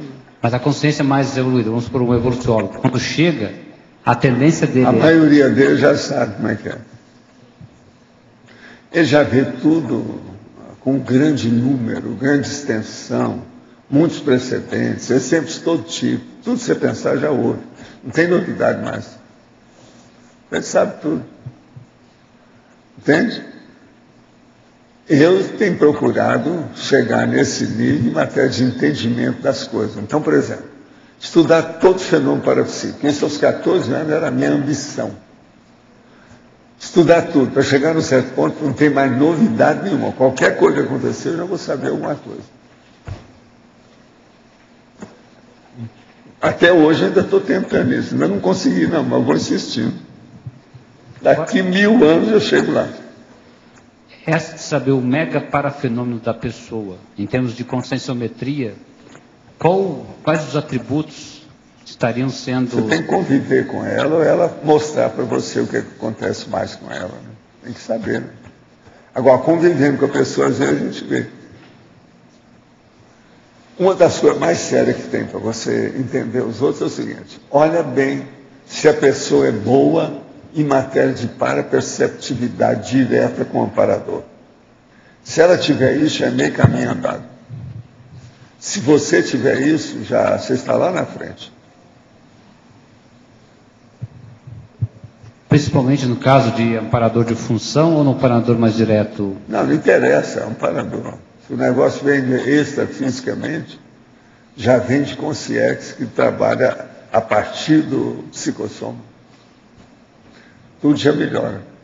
Agora, o melhor da história é a hora que você chega num nível que você já não se prepara para isso. Você já tem a vida preparada para isso. O tempo todo. Processo parapsíquico comigo, por exemplo, eu não preciso estar entrando num transe o tempo todo. Não. Eu já estou nesse transe. Isso aí é que é o ideal. Por exemplo, o enumerador... Agora, isso eu recebi mensagem psicografada, rapazinho, falando para eu ser assim. Assim, ó, começa a fazer que um dia você vai dominar os processos. Então a sua vida já não vai ser comum. Vai ser uma vida trânsica. Quer dizer, eu vivo num trânsito permanente, ininterrupto. Agora, tem muita gente que vive nisso, mas são assediados. E tem outros que não são assediados, mas não têm lucidez. Por exemplo, o Arigó. Eu falei com o Chico. Eu falei, ó, o Chico, ele já obtém o processo do transe indefinido e ininterrupto. Mas ele não adianta porque ele não tem noção dessas coisas. O Arigó era assim. Agora, por exemplo, existe aquele que tem um transe permanente, mas que é uma semi-possessão ou uma possessão contínua. Isso não resolve. Agora, por exemplo, eu tenho um transe hoje, o meu ainda não é de profissional, mas já estou dando os primeiros passos, que é mais ou menos rígido. Eu não sofro com nada disso, eu não tenho consequência negativa dessas coisas atualmente. O seu colega mais direto nesse transe é o enumerador, vamos dizer assim, o que está mais diretamente... É ele, mas não é sempre ele, porque também não pode ser sempre ele. Ele mesmo, às vezes, tem que ceder a vez. É aquilo que eu falo do pula-corda. Ele pega a corda de um lado, eu pego do outro. É uma pessoa que entra no meio. Porque, às vezes, tem naquele assistido, é outra pessoa que você tem que ver, outra consciência. Então, não sou eu, nem ele, nem o assistido. É uma quarta pessoa, quarta consciência. Isso tudo entra dentro do processo do trânsito. Agora, o transe, quando ele é contínuo, ele é muito importante pelo seguinte, ele varia dependendo do dial. O que é que você localiza? O que você está precisando? Qual que é o fenômeno que tem? O transe muda. Entende? Pode ser um transe anímico. Você está mais junto do seu processo para lembrança. Então, é um processo auto-retrocognitivo. Pode ser um transe... no caso parapsíquico propriamente dito. Então, o negócio é ver o que a monja pensa a esse respeito. Pode ser um transe, por exemplo, extrafísico. Você quer saber o que acontece na central extrafísica da verdade sobre isso. E por aí vai. Estuda e repete. Estudar. Professor Valdo, aqui Sim. No B, em relação a isso que o Adélio perguntou, e o senhor estava falando sobre a paraperceptibilidade com o amparador, assim, no nível de gradação, de aumento dessa interação maior com o amparador, importa mais a interlocução telepática do que a visual? Como é que funciona essa... Sempre, paracérbio a paracérbio é o mais importante de tudo, o resto é conversa. Porque às vezes a pessoa nunca teve o visual... Paracérbio a paracérbio, pensa nisso, que isso aí supera tudo, alcandora o processo, envolve, abarca tudo, liquida com isso. Entendi. Agora, por isso tem uma interação muito séria, ó. Tem que estar assim, ó, um com o outro. O que foi? Você sempre fala da questão do pula-corda, né? Então, num lado está o sensitivo intrafísico, do outro o amparador, e no meio vem o comunicador. Isso aí é quando tem 3 consciências ou mais de 3. É sempre assim ou não é necessário? Em matéria de comunicação é sempre assim. Sempre tem um amparador, do outro... Se você tem um amparador que sustenta seu processo, você tem uma autodefesa. Sim. É o problema do alarme, que está segurando você, não é qualquer um que entra. Eu, com o amparador, o assediador não vai querer chegar perto de mim, porque ele tem que enfrentar 2. Eu e o amparador. Sim. Como é que... Pensa bem. Entendi. Agora, para isso, a primeira coisa que não pode ter, autoassédio. Se tem um autoassédio, você já tirou o amparador de cara, é o primeiro. E você já chamou o assediador para você. Caso o senhor não tenha explicado ainda, poderia aprofundar na página 2, efeitologia, os efeitos do taxipsiquismo ao acesso lexical rápido e exato no momento da comunicação oral. Isso aqui é o processo de taxipsiquismo, a pessoa lembrar, ter uma boa memória, associação de ideias, juízo crítico, a prioridade de falar aquilo que ela precisa, enfim, uma série de condicionamentos das faculdades mentais, parapsíquicas e até dos sentidos humanos. Tudo entra nisso. E o taxipsiquismo junta isso tudo. E outra coisa, pensa bem, o taxipsiquismo com a pangrafia. Como é que fica? Professor, aqui na frente. Sim. Aqui. Porque algumas pessoas têm mais facilidade de ter semipossessão ou possessão e outras não. Como é que eu não entendi nada? Porque algumas pessoas têm mais facilidade de ter semipossessão ou possessão. Isso aí depende. Semipossessão é a primeira parte. A possessão é quando a pessoa entregou as baratas para fazer, que bem entender. Ela jogou a toalha. Aí ela é dominada pelo outro. Mas tudo é alta assédio. Alta assédio. Alta assédio é falta de cosmoética. É uma série de coisas. Né? Mas na possessão benigna, ela tem algum chakra mais predisposto? Como que funciona? Escuta, ô Roberto, no papel que você trouxe para mim tinha uma pulguinha que eu tive que tirar, tá? Olha bem o que vocês estão fazendo aí, dá uma limpeza. Pulga. Eu veio aqui agora. Fui mexer no papel que ele me trouxe, uma pulga. Estava no papel que ele trouxe. Pequenininha. Pequenininha. É. Não, estou avisando que eu preciso ver o que tem lá em cima. Agora, é a pulga que está interessada, porque ele trouxe, foi justamente a eleição do verbete de hoje. Ó, escolher trafor onipresente para amanhã. Ela devia estar interessada em algum processo de trafor. Deve ser pulga muito evoluída. Hein? Não, e nem entrou no meu ouvido. É engraçado, né? Eu pensei primeiro que fosse algum processo de tinta, alguma coisa. Quando eu olhei, não, o negócio é vivo, opa. Quer dizer, um ponto preto que pula. É pulga. Vocês têm alguma coisa diferente? Não. Ponto preto que pula. Pulga. O que você queria? Em relação ao desassédio, eu tenho uma dúvida. Aquelas consciências que se aproximam da gente, a rigor, se elas se aproximam, até se mostram, a gente tem condição de fazer o desassédio ou nem sempre?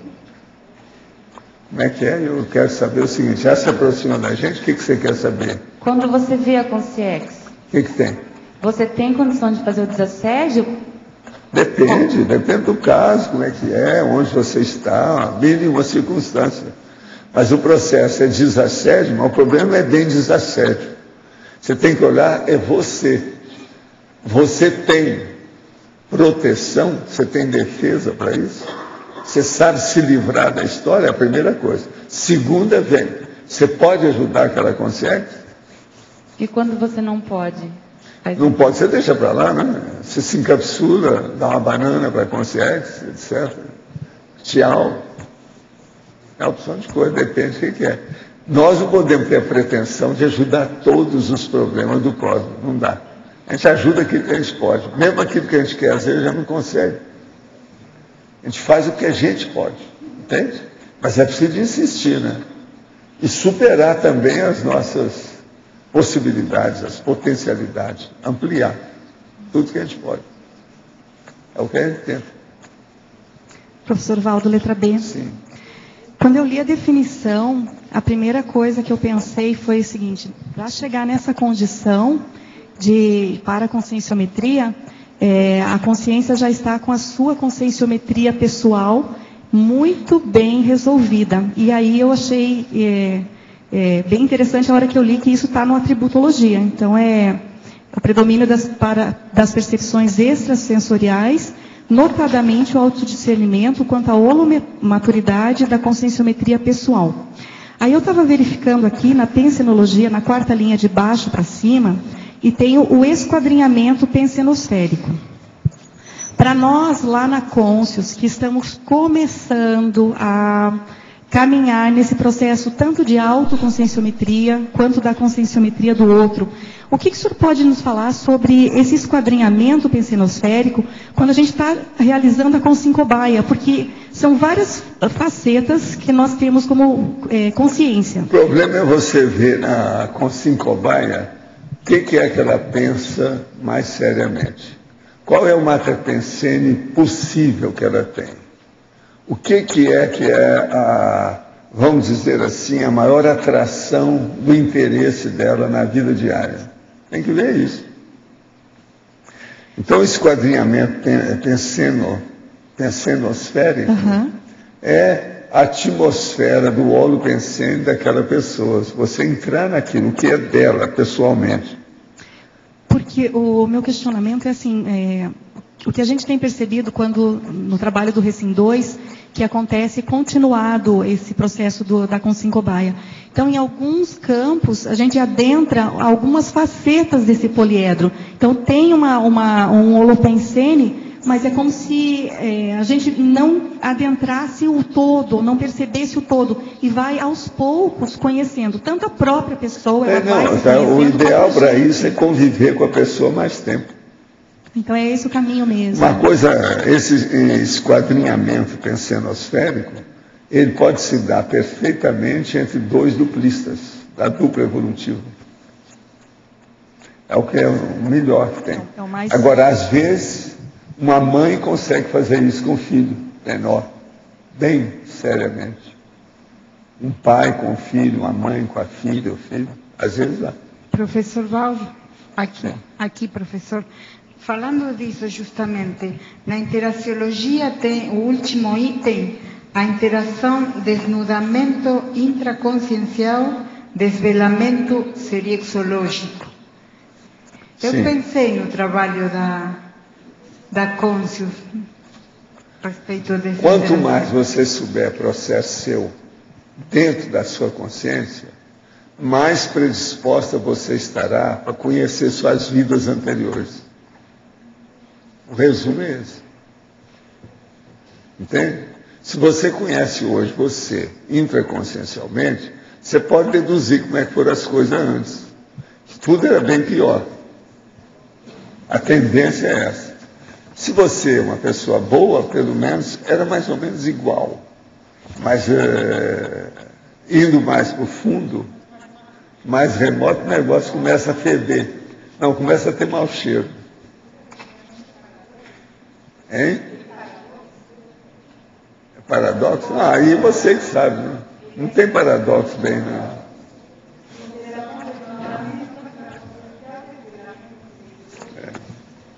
Não está no paradoxo, não.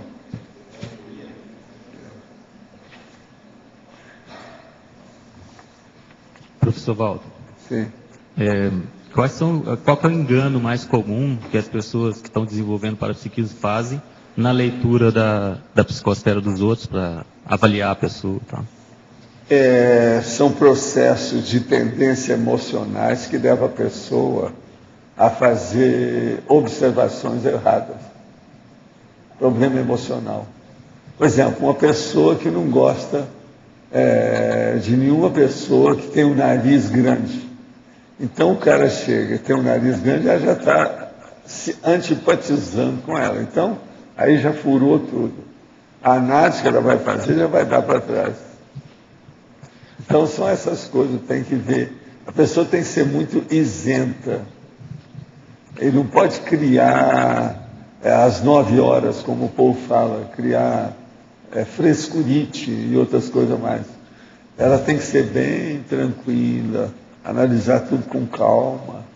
Só podia me falar uma coisa também, na leitura da energia, de vez em quando vem uma informação, mas se você gastar mais tempo e mais fundo, aí vem uma outra camada de informação, né? Que muitas vezes a primeira ela até é desmentida pela mais profunda. Não, mas é sempre bom ver a primeira impressão da pessoa nos fenômenos. Tem que analisar. E com o passar do tempo, você tem que, vamos dizer, criar uma abordagem técnica mais evoluída, mais profunda. Entende? Devido à acumulação de vivências. Aquilo potencializa a sua capacidade de análise. Esse verbete e o verbete olho clínico, como é que a gente faz a inter-relação deles? Como é que é? Qual? O verbete olho clínico. O olho clínico, sim. Como é que a gente faz a inter-relação desses dois? O olho clínico já é aquilo que a pessoa já tem, uma tendência natural, que é igual do jeito que tem a ideia inata, você já tem o olho clínico inato. Aquilo já vem de trás. É uma parapercepção das vivências anteriores pretéritas. Então, isso amplia muito esse processo aqui. Nós estamos falando aqui sem mexer muito embora eu fale aqui o processo clínico. O problema é caminhar para isso e dominar o processo. Tá?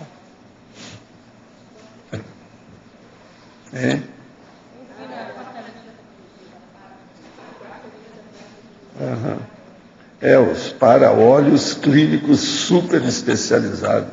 Isso aí é só para vocês, né? Eu estou caminhando para isso. Isso aí é para vocês aí, que são especialistas. Mas vamos caminhar para chegar lá. Agora, de modo geral, vocês estão vendo, tem muita coisa aqui para nós estudarmos. Dentro desses 12 máximos aqui do detalhismo, tem muita coisa para se ver.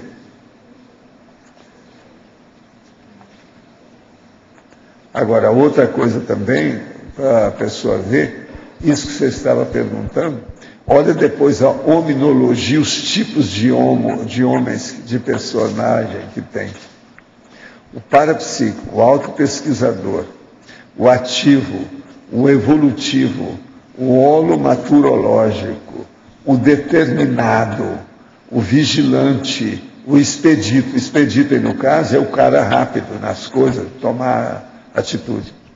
O energossomático, o energético, o energovibratório, quer dizer que domina bem o estado vibracional. O tenepsista, o cara que faz muita experiência e aquele que tem mais para percepção. Só isso aí já mostra uma predisposição. Se uma pessoa tiver uns 5 desses elementos aqui, dessas personagens, vai longe. Gente, então, muitas graças pela atenção de vocês e os nossos comerciais, por favor. Obrigado. As pontuações de hoje, 72 assinaturas no livro de presença, 28 perguntas presenciais, 20 perguntas online, 40 votos presenciais e 7 votos online. Os recados de hoje, o Alexandre e o Ari sobre o orquidário, o Loche sobre o Congresso Intermissivista, a Rosa sobre o programa Verbetografia, a Vivian e o Adélio sobre o encontro de empreendedorismo e a Juliana sobre o aquaplanetário.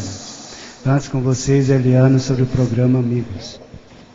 Boa tarde. O programa Amigos da Enciclopédia quer convidar você, intermissivista, que vai vir a Foz do Iguaçu pela primeira vez para participar do primeiro Congresso Internacional dos Intermissivistas, de 22 a 24 de julho agora, para conhecer o Holociclo, a Holoteca e o Tertuliário. Essas 3 mega estruturas que patrocinam, que favorecem, que embasam a produção de enciclopédias da Conscienciologia. Venha conhecer essas estruturas que são atualmente todas mantidas pelo programa. E também convidamos a você a conhecer o programa Amigos e se tornar mais um mantenedor de todo este mega empreendimento. Obrigada. Pessoal, eu e o Ari estamos aqui para convidar voluntários interessados em ajudar no projeto do Orquidário da Cognópolis. O orquidário ele já está em funcionamento e os recursos oriundos da venda das orquídeas vão ser aplicados, destinados a projetos ambientais aqui da Cognópolis. O Ari vai falar um pouquinho sobre que tipo de ajuda que a gente está precisando agora para o orquidário. O problema é o seguinte, gente, eu venho aqui de 15 em 15 dias. Se eu preciso de alguém que queira aprender a mexer com orquídea, eu dou todas as instruções, sem custo nenhum. para a pessoa que tiver interesse em tocar o orquidário para frente, porque ele está em fase de crescimento e eu tenho necessidade de ter uma pessoa de confiança para ficar no meu lugar, na minha ausência. Se alguém se dispor a isso, eu dou todas as instruções sem problema nenhum, ok? Então, quem quiser visitar o orquidário, é só falar conosco, a gente está à disposição. Obrigado.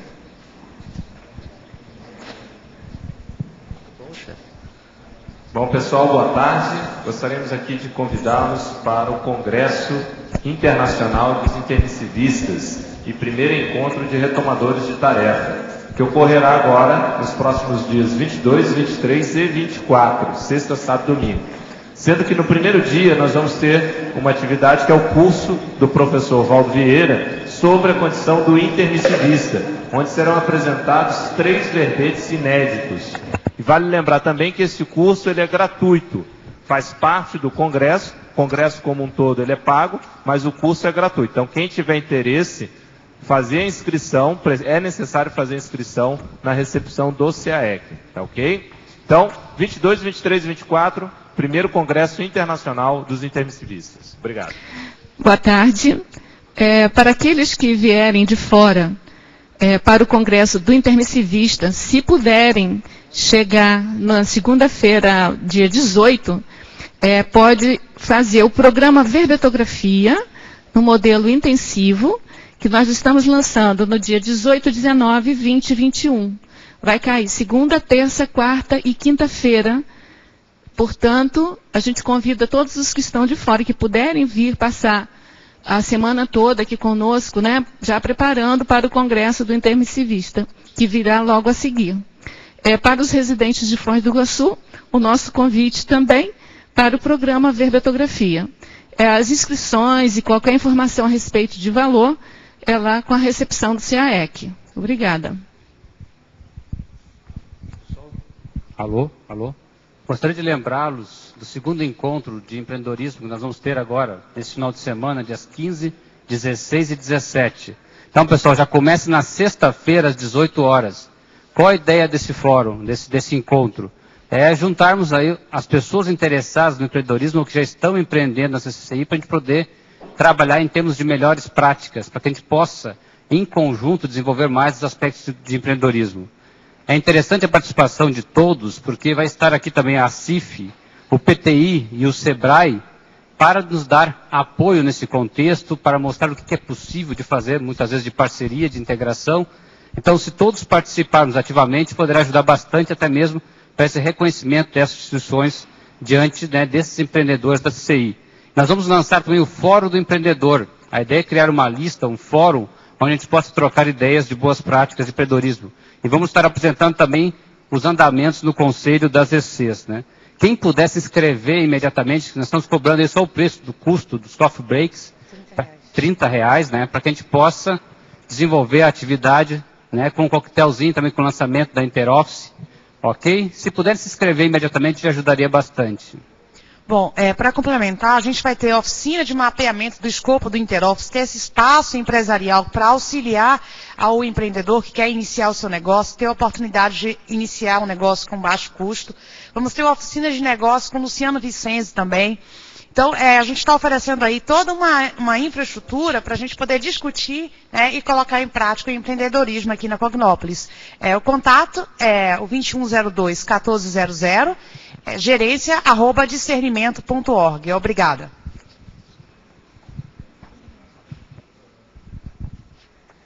Olá, boa tarde. Eu estou aqui em nome da Sinvex e do CAEC para convidar vocês a participar do acoplamentário que vai ter um final de semana antes do Congresso de Intermissivistas.